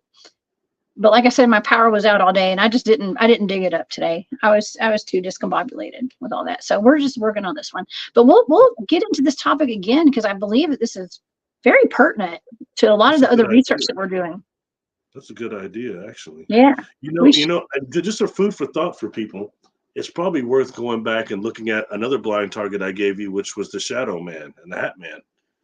Look at those and what you got from those. What you got kind of coalesced a lot with what Heidi Hollis says about him. And Heidi Hollis, I think, even gave him that actual name. She's done a lot of work on that stuff. So. Oh yeah. She'd be a good person to have on your show. I'll send her a private message, see if I can get her to. She's pretty cool. Yeah. Oh my gosh. Everybody's talking about their mats at their door now. That's so funny. Yeah, don't ever put anything that says welcome on your front porch. It's just not a good idea. Yeah. It's just not a good idea. Never invite them in. Do you remember Lost Boys? How Yes. they had dude in there. They were showing the mirror. He had a reflection. He's going, oh, he's eating the garlic. I like it, but it's just too much. And all that stuff. He tricked them all the way through. And they say, man, but you passed all of our tests at the very end. He said, never invite a vampire into your house, you silly boy. It renders you powerless. Oh my God. Oh my gosh, yeah. I mean, well, it's just like letting anybody into your energy. You know, as we get healed, or as we, you know, elevate consciously and all that kind of stuff, like your circle starts to get smaller, right? And you're not gonna say you're more snobbish with your energy and stuff, but you just understand how other people can affect your energy. Okay. And that's why a lot of people, when they start getting on their spiritual path, they go into hermit mode, is what we call that. Okay. You go into hermit mode to protect your energy. Okay. Because also, while you're rising in your vibrational frequencies, people get mad and like they want to start attacking you and stuff because you're not that old person that you used to be. Okay. And the dark forces use them, work through them. Yes. Easiest way to get somebody is attack the heart chakra. And if you're not shielded, they're going to go for the heart chakra. And the best way to do that is getting somebody you love. Get in your spouse, get in your parents, get in your kids. It happened to me. You know. It happened to me. Okay, so somebody in the chat earlier tonight had said something about that Denzel Washington movie where there is an entity jumping from body to body. Okay, I have literally watched that happen. What's the name of that movie? I've been through so much. I forgot the name of it. Somebody in the chat will know the name of it. I can't remember the name of it, but it's a great movie. It's such a great movie because you watch is it 7? Is that it? 7 maybe? I don't know. Oh, okay. Yeah. Okay. I don't remember. Maybe 7. That's Morgan Freeman, I think. Okay, well, I have actually watched because that's when I realized immediately that like I had to be careful about who I had in my and this was like family. Okay, it was family. And it was like I knew it was where I had like isolated myself away from everybody, but yet we had like a family function. And I'm not going to get into details. We had a get together. Okay. And the people were not consciously aware of what they were doing. Okay. But I was hurt physically. Okay. And it was like, they were not in control of their bodies when they did this stuff. Okay. And it wasn't like I was like beaten up or anything like that, but it was just like weird stuff happened. Okay. Like I remember, okay, do you want me to tell you what happened? Let me tell you one thing that happened. I'll never forget this. I had like some family, they were outside in my backyard playing football. Okay. And I was up on this like really tall porch way far away. And this is not like the worst of it. This is just something really weird that happened. They're throwing the football back and forth. And this football, literally the entire family watched this happen. The football was up in the air and it made a 90-degree turn and boom, came and smacked me right on my face. And I was like, what in the hell just happened? It literally almost knocked me out. Stuff like that happened. Okay. And because the people were there. Okay. There was things there that like normally weren't in my atmosphere. And whatever this entity was, it wanted to get at me. Okay. And I was like, all right, everybody, time to go home. All right, time to go home, y'all. Stay away from the knives. You know, that kind of stuff. But it was interesting, you know, watching that, but becoming aware of these things. I think that we need to be aware of it because it does happen. It does. And that movie is a perfect example. The movie is Fallen. That's it. It's Fallen. Thank you, Urso. It's Fallen. Yeah. Y'all check that movie out. Definitely check that movie out. Yeah. Okay. Oh, I was still going over the facts, y'all. Do you want to hear some more facts? Okay. It is trivia about that football, though. Okay. It was a Nerf ball. It wasn't like a hard one, but it still hurt. No, nonetheless. And it changed its trajectory midair to come over and hit me. And I was like way far away from it. Okay. So they always ask about something. There's no reported stories. Okay. This is interesting. It says no reported stories of what happens when you let black-eyed kids into your vehicle or home, but that's not true because I've been hearing stories about the kids getting in somebody's home or their car now. So that's not a fact. I need to take that away. There's one thing, there's not many. And now, I There's can't not say many. that now. It's been a couple of years since I researched it, but when this actually happened, we went through that wave of that a few years ago, like after I made that video, you couldn't find that's been almost 8 years ago, but you couldn't find anything but very few people that said they let them in or in the car or the house or touched one. Very few, Yeah. because Very everybody, few. they creep everybody out so much, the initial impression of them, which I think is what they're designed to do, is that they don't let them in any further than that, like you didn't, but I think you're doing something different, but that same negative vibe that they give, whether that be demonic or a warning system for nuclear war, it's this dark thing, no matter how you look at it, a creepy deal. Oh yeah, very creepy. Speaking of creepy, story has been added to internet creepypasta lore. Okay, but it's not just creepypasta. It's been added to the internet creepypasta lore. Like creepypasta is like made up stories. Okay, like you hear a lot of those on the internet and stuff. Like it's like made up scary stories. Okay, well, but I have my own personal story, so. I said the black-eyed children phenomenon wouldn't persist. It would dissipate almost like an urban legend, and it kind of did. For a while, you didn't hear about it nearly as much. There wasn't this wave of it going on. Yeah. Well, when it started, it got popular, was back in 1996. The earliest sighting, according to what I have typed up here, of a black-eyed kid was journalist Brian Bethel. I don't know who he is, but that is what is posted. Is like he was the first person to report one. I bet they've been around for a longer time than that, though, Barry. What do you think? I didn't start hearing about them to around almost 2007, 8, 9, 10. I never heard about them before that.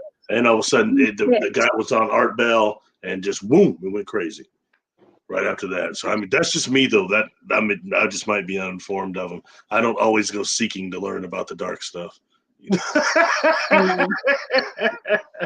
Oh my God. I know. Okay. Well, that's interesting. Okay. Sweet Pea says, I've seen it happen to my brother in his addiction. He went into a rage. I said, look in the mirror of your face, and he wouldn't. Okay. That was the same with the person that I was with, who was in the hospital and he actually like tried to bust his way out of the x-ray machine, and he got kicked out of the hospital, actually. Does Sweet Pea mean that somebody's eyes going black? So yes. Yeah, I think so. Yes. That's what I assumed. So yeah. Okay. It's really, really unsettling. It is. Okay. Barry, what do you think about this demon face syndrome? Have you heard about that? I don't know. Can you describe it? Okay, let me see if I've got a picture I can pull up. Hold on. They take pictures of people and they look like a demon. Yes, no, it's not just a picture. It's in real life. Okay, so Dennis and I have talked about this a couple of times. I don't know if I still have the picture on here or not. Yeah, probably not. Yeah, I deleted the picture. Okay, but it's okay. So they've come out with like news media. This is on the news. Okay, that they're like saying, they gave the example of a man who had fallen and hit his head, and when he came to, he was seeing people's faces like distorted. They had pointy ears, their eyes had gotten weird, and their mouths had gotten bigger, and they just looked demonic. Okay, but like, okay, that's fine if that happens to people, and it's supposed to be rare, but like, why would they be putting this out to the public and putting it on the news if it was so rare?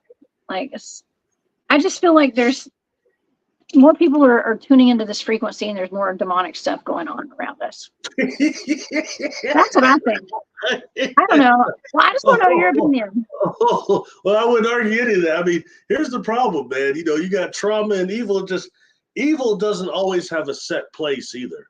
It tends to roam around. Sure, most of us have seen that. And was that the movie with Christopher Reeve, The Village of the Damned? Oh, that was another terrible one. Gosh. Oh, kind of like, what's the other one? Black Eyes. Children Under the Stairs. That's another horrible one. Ew. I can't remember if they had black eyes or not, or were they just like kind of feral children. but the people under the stairs. Yeah. Anyway, sorry. Oh man. We were talking about something before that. It was I'm seeing a lot of comments about the electromagnetic field of the Earth in there. That's that's interesting. Yeah, and right now with the solar activity, it's just worse.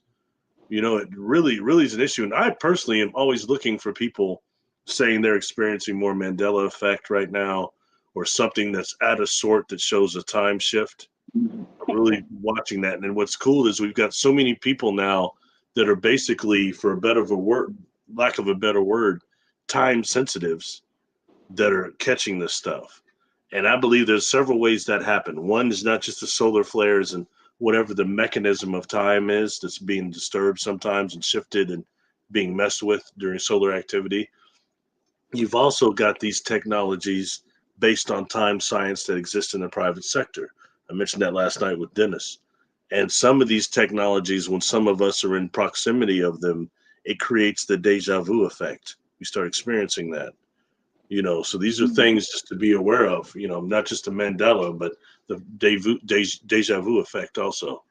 And that can also be timelines crossing and things that it gets really strange, and since we have no disclosure in the private sector of time technology, we don't know.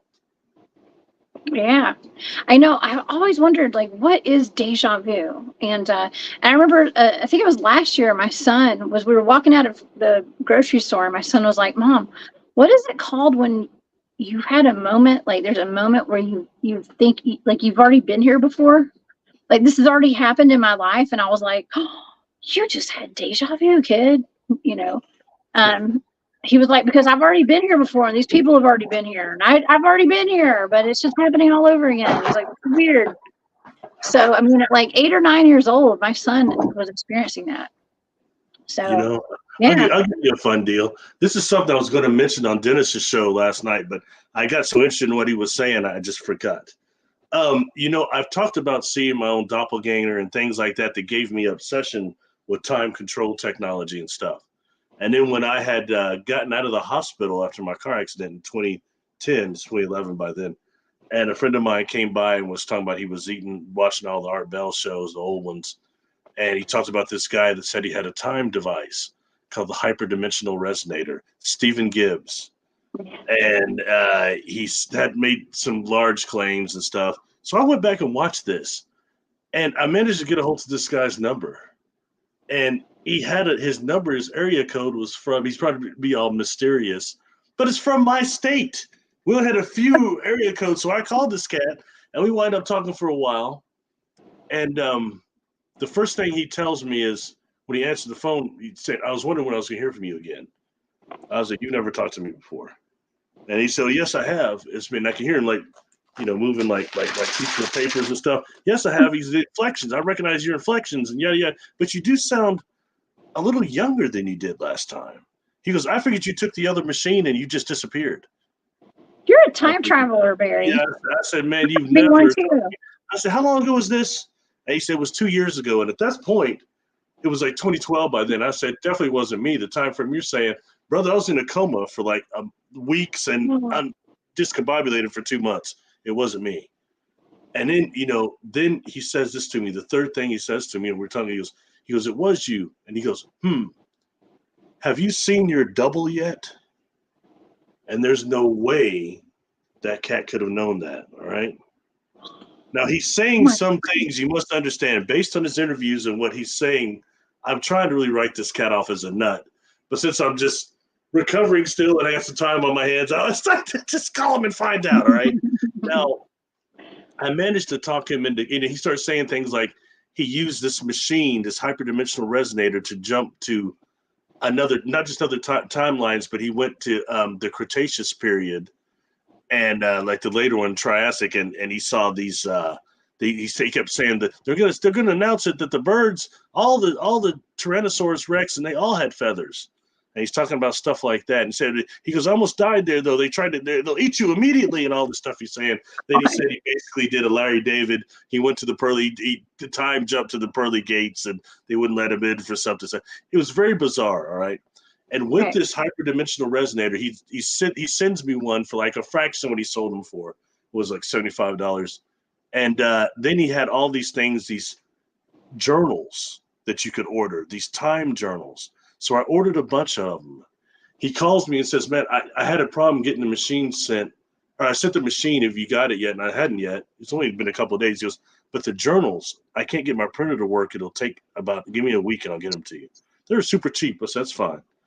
Well, the unit comes, and then these journals come like the next day or so. And I'm looking through them, and they're really advanced, Jessica. Okay, and my friend's got them now. I'll get them back. But I've done 2 videos on my channel. If you go to the playlist, the time science deal, the HDR unit part 1 and 2. All right, so he sends me these deals, and I'm looking through them, and man, they're really advanced. Okay, and a little bit beyond me. So I took to my engineering friend and had him look at it to make sure. Also, when I used this hyperdimensional resonator thing here, I didn't fry my balls. All right, because it has this. It's hooked. You have to hook it in, and it's got a. This is it. It's got. One is it's a radionics device, all right, and you plug this thing in. It's got these this. I don't have it in here, but it's got this huge electromagnet that's like this big, okay, and then it's got also this headband. It's like a guitar string headband that comes up. So I had to make sure this thing wasn't going to fry my testicles when I put it on. So I had my friend check it out and looked at it, all right. Oh my God. What it does, you put the crystals in here, and what this is a radionics device that you use and you tune. And look, when you put like a watch or something up this electromagnet, it does affect the time field of the watch through the crystals and everything. So it does affect the time field slightly. All right. But it's not going to do the things. He sends these very specific instructions to put it over. You have to put this thing over, find a vortex. You can use your pendulum wherever in your home, and then use this thing over a vortex. Okay. And it obviously does not work for time travel. But I did have some weird stuff happen. Like, for example, those journals. Even my friend's looking at them going, these engineers go, these are pretty advanced. So I called him. I said, man, where'd you get those journals? And he says, from travelers from the future. One of them was me. And then he started talking about this place somewhere in, I think he said it was California. It's a mental institution where they do these deals where they have these symposiums for people that say they have time technology that works. And you go there and show your device and everything, and it's a presentation. And what they do, the people that have ones that is valid, they lock them up, discredit them, lock them up in this institution where all these people in this institution say they're time travelers. That's what he made this claim. Not a time traveler. Well, you get one of these, you don't know what might happen. Because I'll tell you, I used this thing, I used instructions, I used it all, and it didn't work. But I will say this: I've told you before that I used this thing, and I had this, and on my channel, I take this thing apart, okay, and I look at it. It's got something in it called a caduceus coil. That's what affects the time field and the watches and things. Anyway, point being, and that's basically a copper wire circulated, okay.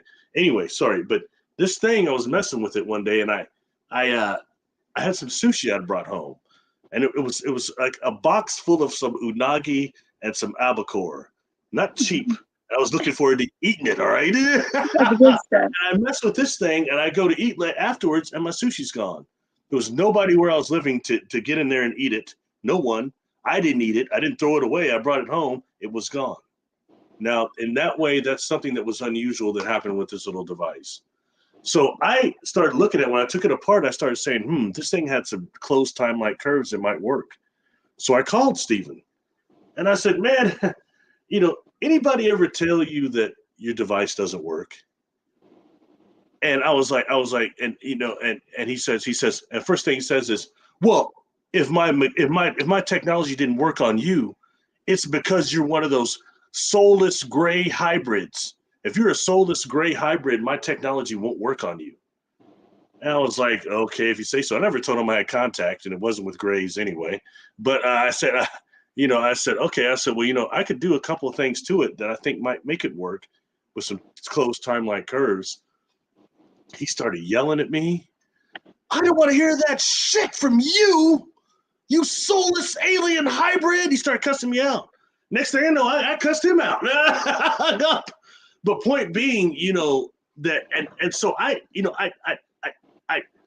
I took this thing apart again. I started making some sketches of what it would do to work, and I started having deja vu. Really? Seeing myself on that bridge, this other stuff, I started having deja vu.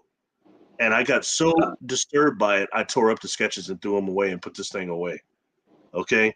Oh my God. Because dealing with things like that, I'm telling you this long story and getting booed off your show because it's important, because you experience something, you yelling at yourself and hearing yourself. It could be very well you messing with something better than this, that is the way you were messing with the spirit boxes. It doesn't take much, my friend. I was messing with consciousness and technology for weird things start happening. Or were you remote viewing yourself? Hard to tell. Or does it even matter? Barry, I'll come bust you out of the psychiatric hospital one day. You come get me, I'll come get you. If ever end up one, just come get me out, please. Okay, I'll come get you too. Because if we say we're time travelers, come on. I tell you, I was just when I posted these videos, it's some of the first on my YouTube channel again 8 years ago, and I tell you, I regretted it because no one listened to me. I said the thing doesn't work. Everybody's like I stood up there, I was time jumping or something. I took it apart, showed everybody on part 2 what it does, why it doesn't work, and what does affect time fields. And no one listened. A lot of people are telling me it doesn't work, Well, God, did you watch the video? At no point did I say this thing works. But I will say this: the other sketches, those machines he sent, the other ones, quite interesting. One of them was the size of a cigarette pack. And on the videos, I show some of those journals too. And I don't think they come from him, no matter how you look at it. So was the guy crazy? A little bit, I say yes. Did he have some information? Yes, I'll say that too. Like I say, man, okay, when we were talking the first time, I said, what's the craziest thing that ever happened to you, this machine? You know what he says? What? I sold one to Rod Serling. I said, what? He said, I sold one to Rod Serling. He said the timeline I come from, there was no Twilight Zone series. And when I sold it to him, he said he was going to go back in time and make a show. And he called it like The Zone is what he called it. Oh, wow. And I said, I'm thinking to myself, okay, this is some masturbatorial nonsense. And what? I mean, okay, yeah, right. He says, you ever watched the original Twilight Zones? I said, yeah, I've seen them all. He says, have you ever noticed how many of them are about time travel? A lot. Quantum Leap was like one of my favorite shows growing up. Okay, like I love some time travel shows. Well, do you remember Voyagers? I'm like 3-4 years older than you, enough to where you probably don't remember. Voyagers was like Quantum Leap, and it starred this guy named Eric something that was he was also in a show called Cover Up, where he's the guy jumping in. I need a hero, and he was on set, and he was messing with one of the blank guns. He put it on his head and blew his brains out. And he died like that. And on that set right now, people see him walking around that set. It's well known. He did it for real in real life? Yeah, he was in there spinning it, playing, what do you call it? Not Russian roulette. Oh, God. A blank in it. And he pulled it, and the blank, it went off, and the blank was too close, and it blew part of his brain out or something. That's horrible. They took him to the hospital. He survived for like 2 days. Then he died, and his body he gave his organs to, saved a bunch of people's lives. Oh my God. He's a Caucasian dude, Eric something. He had these green eyes, and the other show was called Cover Up. I need a hero. It was, sorry, I thought it was an answer to Magna PI back in the day. But anyway, he said to haunt that set though, where he did that, where he blew his brains out. That's terrible. That's terrible. Man, wow, we went from the black-eyed kids to time travel and stuff now. So that's, well, I guess we're talking about the time travelers. The Voyagers, he had to watch them and take them back in time. Sorry. Yeah. He was like the guy that was hosting the Quantum Leap guy. He had a guy that toured with him. Oh, and by the way, that guy Scott Bakula was much better as the captain of the Enterprise on Star Trek Enterprise. Okay. Good show that didn't make it. Oh, Dennis has a good point here. Just don't get caught in a time warp on Groundhog Day. Wouldn't that suck? Groundhog Day. Just like that movie. Was that Bill Murray? It's like That's everything's Caddyshack, isn't it, with the gophers? yeah.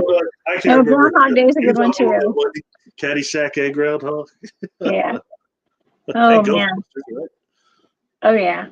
Wow. Well, this has been a fantastic discussion tonight, Barry. This is awesome. Yeah. Residual Little girl hauntings or lost. time loops. That's a good point. Huh? Wait a minute. Oh, she's got me on that one. Is Okay. that the one where the woman's in the store and she's a mannequin, or is that the one where I keep saying that the kids jump in the water and drive? Well, it's one of the kids jump in the pool and then they go to this other place, and they like they go in the pool. The pool's a portal to like another place. Ooh. The same little girl that was in the Killing a Mockingbird back then.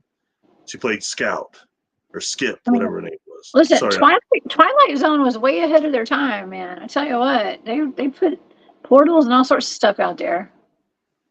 A lot of stuff is about aliens too. My favorite one might be the beings that come with the big heads and like tall grays or something, and they give a bunch of technology and then come to our planet. People are going to their planets. They get the book that can't be read, and everybody's saying I can't read the book. There must be a bunch of technology. And dude's getting on the ship, and the funny girl runs in. It's coworker. Don't get on there. Don't get in there. It's not a science book. It's a cookbook. Cooking up some humans. And the name of the book was To Serve Man. That was the name of the episode too. To serve man. It means to serve man up. Ew. To serve mankind. That gives a whole other meaning to it. Or the one where the guys take off and they it's for Mars, and when they get to Mars they crash, but it's Roddy McDowell, Vincent but they get there and when his friend dies, but these Martians look like humans, and they take him to this real nice house, let him get all showered up and stuff, and he's pouring himself a thing of wine, but then he can't open up the windows, he can't get out. And when he opens up the big window, there are all these Martians looking at him like that. He said, "What are y'all looking at me? What's wrong with you?" Gets away. Earth creature in native habitat. Oh my God. I need more wine for that one. You need more wine. Sorry. Give me 2 bottles. Yeah. Oh my gosh. Okay, look, here's an interesting comment. Jim Gerard is in the chat. So I think I read your comments earlier too, but thank you for being here, Jim. Steve Gibbs called me and said he was time traveling without the machine. I gotta be honest. You have that guy. You let that guy call you. I think he's a nut. But he's time traveling, all right. Pretty soon, I think he'll probably be time traveling to Heaven's Gate without. Well, I'm just saying, man. I mean, that's what he told me. He said he used the machine, and this machine right here. He used and jumped to the pearly gates of heaven, and he's doing a Larry David. He's arguing with St. Peter at the gate. That's what this guy told me. I'm not lying. I was like, well, they told him to come back, just like Larry David. Curb Your Enthusiasm. Oh my gosh. Okay. You're so silly. Oh man. I'm sorry. These comments are going so fast. I'm trying to find a comment that I just saw. It was really cool. I don't know if you're talking about me doing this, but they're saying do like an Art Bell show where you have open lines. I don't know if I could handle that. Okay, that'd be fun though. What I would ask Jim though, if you know Steven so good, did you build any of the machines in any of those journals he had? That's what I want to know. That's why I don't have them right now. I have a friend that was maybe going to build a couple of them, and they're different. And some of them are far more advanced than this BS HDR unit I've got here. And I think he was charging people $500 for that. You know how mad I would be if I even paid $100 for this thing? I'd be upset. But you know what? Jessica, just realized something. I could go to the mall and talk with a few of my friends and go, look now, and then go put a bunch of fake stuff on the internet and say that, hey, I opened up a portal and there were aliens running around. Well, hold on. That sounds familiar. What about the Miami Mall aliens incident? Is that what you're referring to? Yes, but I was having to do something different. It's going to be the Midwest alien mall adventure. In fact, I might do something different. I think I'll go to a Quick Trip, the Quick Trip incident. Or maybe a Sonic. The person that comes out of the thing is actually some sort of gray alien that brings you my hamburger. I am gonna have to go bust you out of a psychiatric ward, aren't I? I'm just kidding. Probably, most likely. Maybe I'm I'll be hanging kidding. out there with those guys that were in the box, the English guys on the Muppet Show. Yeah. They always put Oh my people gosh. down. Yeah. Well, I mean, there's something weird that does happen potentially to me in the future with the whole me going back and saying time travel to myself. You know, I tend to think that that was me remote viewing myself and doing a deep mind probe. Okay, but I have not done that yet. Okay, full disclosure, I have not remote viewed myself that night. But it would make more sense that I would be doing a deep mind probe and allowing myself at that point early in that time, you know, going back to let myself know what it's like to do a deep mind probe and for someone to get a deep mind probe. That sounds weird. To receive a deep mind probe. Okay, I know that's such a weird phrase. But yeah, it definitely sounds more feasible that I was remote viewing myself. Okay. But potentially maybe I do get my hands on some time travel technology. Maybe I do go. Maybe I'm 100 years old and I'm over there. And, Like, hey, let me go scare myself.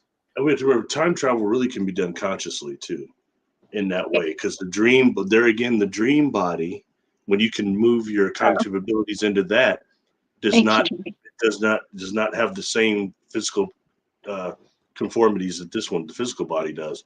So time is one of them. You know, just like in the dream state, you can go through time too. You know, it's a different deal there. Yeah. Okay. Yeah. Well, nonetheless, we've had a freaking amazing conversation tonight. This has been awesome. I mean, I have to get up early in the morning. We got a big weekend ahead of us. And so, hey, let's bring it in. I mean, I think I went over the list of 10 things about black-eyed kids. The very last one was just saying that they're known to be vampires, aliens, and time travelers, but we've already talked about that. So, Barry, do you have any final thoughts on the black-eyed children? A pleasure as always. I think we hashed over that pretty good. Please come over to my YouTube channel, subscribe, help me beat the shadow ban. Thank you for everybody in the chat. That was really cool stuff when I was reading in there. Thank you for having me on there. I talked more than usual this time, so I'll probably be Awesome. I apologize. I can start getting carried away the more of these I do, I think. So I need to probably lay off. Barry, it was awesome. I have thoroughly enjoyed the show. I mean, I just feel like they just keep getting better and better. Like all these shows just keep getting better. So I mean, I couldn't think they were already amazing. It helps because you got such a cool audience, you know, and when you are on social media, the brutality is unreal. It's kind of like the way when you've watched like kids up to they're about in the 5th or 6th grade, they're just so mean to each other. You know what I mean? Yeah. It's kind of the same thing in the social media, but your group is not like that. They're really kind. A lot of them come over, been watching my videos and stuff. And thank you. I do appreciate that. Or they even watch the stuff I put up on Facebook. Thank you. You know, that's really nice. And I appreciate it. And it's cool. You know, it's nice to just try to get a pleasant vibe going on. Everything doesn't have to be anal probes and reptilians eating us, you know. God, who wants to be all anal probes all day, every day? Golly, just saying. Just kidding.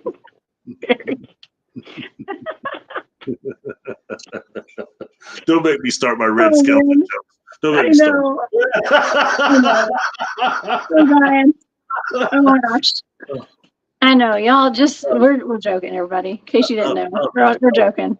You know, one thing I do want to put in on a serious note, though, is just everybody make sure you keep yourself protected. All right, keep protected and just be aware that we do have. You know, Dennis talks about a lot of these demonic forces that walk this planet or get summoned up by some of these cult rituals and things. Just be aware. Keep yourself really protected, and know that one of the strategies that these beings use is to, if you know how to protect yourself, is to stress your shields out by creating all this havoc around you at work, between your loved ones, your equipment. It causes you a bunch of problems to make those cracks so they can seep in just enough to go for your heart chakra. And then they'll start attacking you to people you know, attacking to you in the dream state. So just try to stay protected. And it sucks. Does us know how to do it. We need to do it 2-3 times a day, which sucks. but it's the best way to do it. You know what I mean? Yeah, absolutely. Jane says it right. Keep your vibrations high. Thank you, Jane. Yeah, keep your vibrations high. Put in a protective energy bubble of white light around you every day. Okay, put on that full armor of God. Okay, and never forget to do that. Okay, don't forget to do that. We are living in a strange time, and we have to protect ourselves more than ever. Barry is 100% right. Watch for footballs changing trajectory mid-flight. Okay, that's what happened to me. That was a couple of years ago when that happened, but that was weird. I never told that story before. I've never even talked about that really. Okay, but it happened. I was like, man, I'm having to, like, my karma's speeding up or something. What the heck, you know? Due to the fact that I'm a survivor of 4 catastrophic traumatic brain injuries, I'm not a big fan of football. And although I can usually predict who's going to win the Super Bowl just psychically, made some money on that. But I don't like football. I got called this guy from there. Boy, you're damn near un-American. Okay, whatever you say. I'm still American, just a little care for football. I remember Refrigerator Perry. Does that count?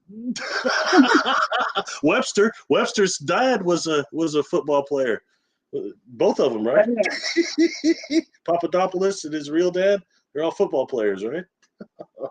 Yeah. Never mind. Forget it. Oh man. Yeah, just hey, you're all American, Barry. You're all American. And yeah, we got Memorial Day weekend coming up. Oh, there's somebody there. Demon face people. Okay. Yeah, that's David Pardue. Yeah, that's David. He said I worked with a man that was seeing demon face people. I'm doing a video over obsession, spiritual obsession. And the obsession is a little bit different than even possession. That obsession is where a lot of times people have these animals following around, like dogs with faces. And and they, faces. What do you mean, like a human face? Human faces, dogs with human faces.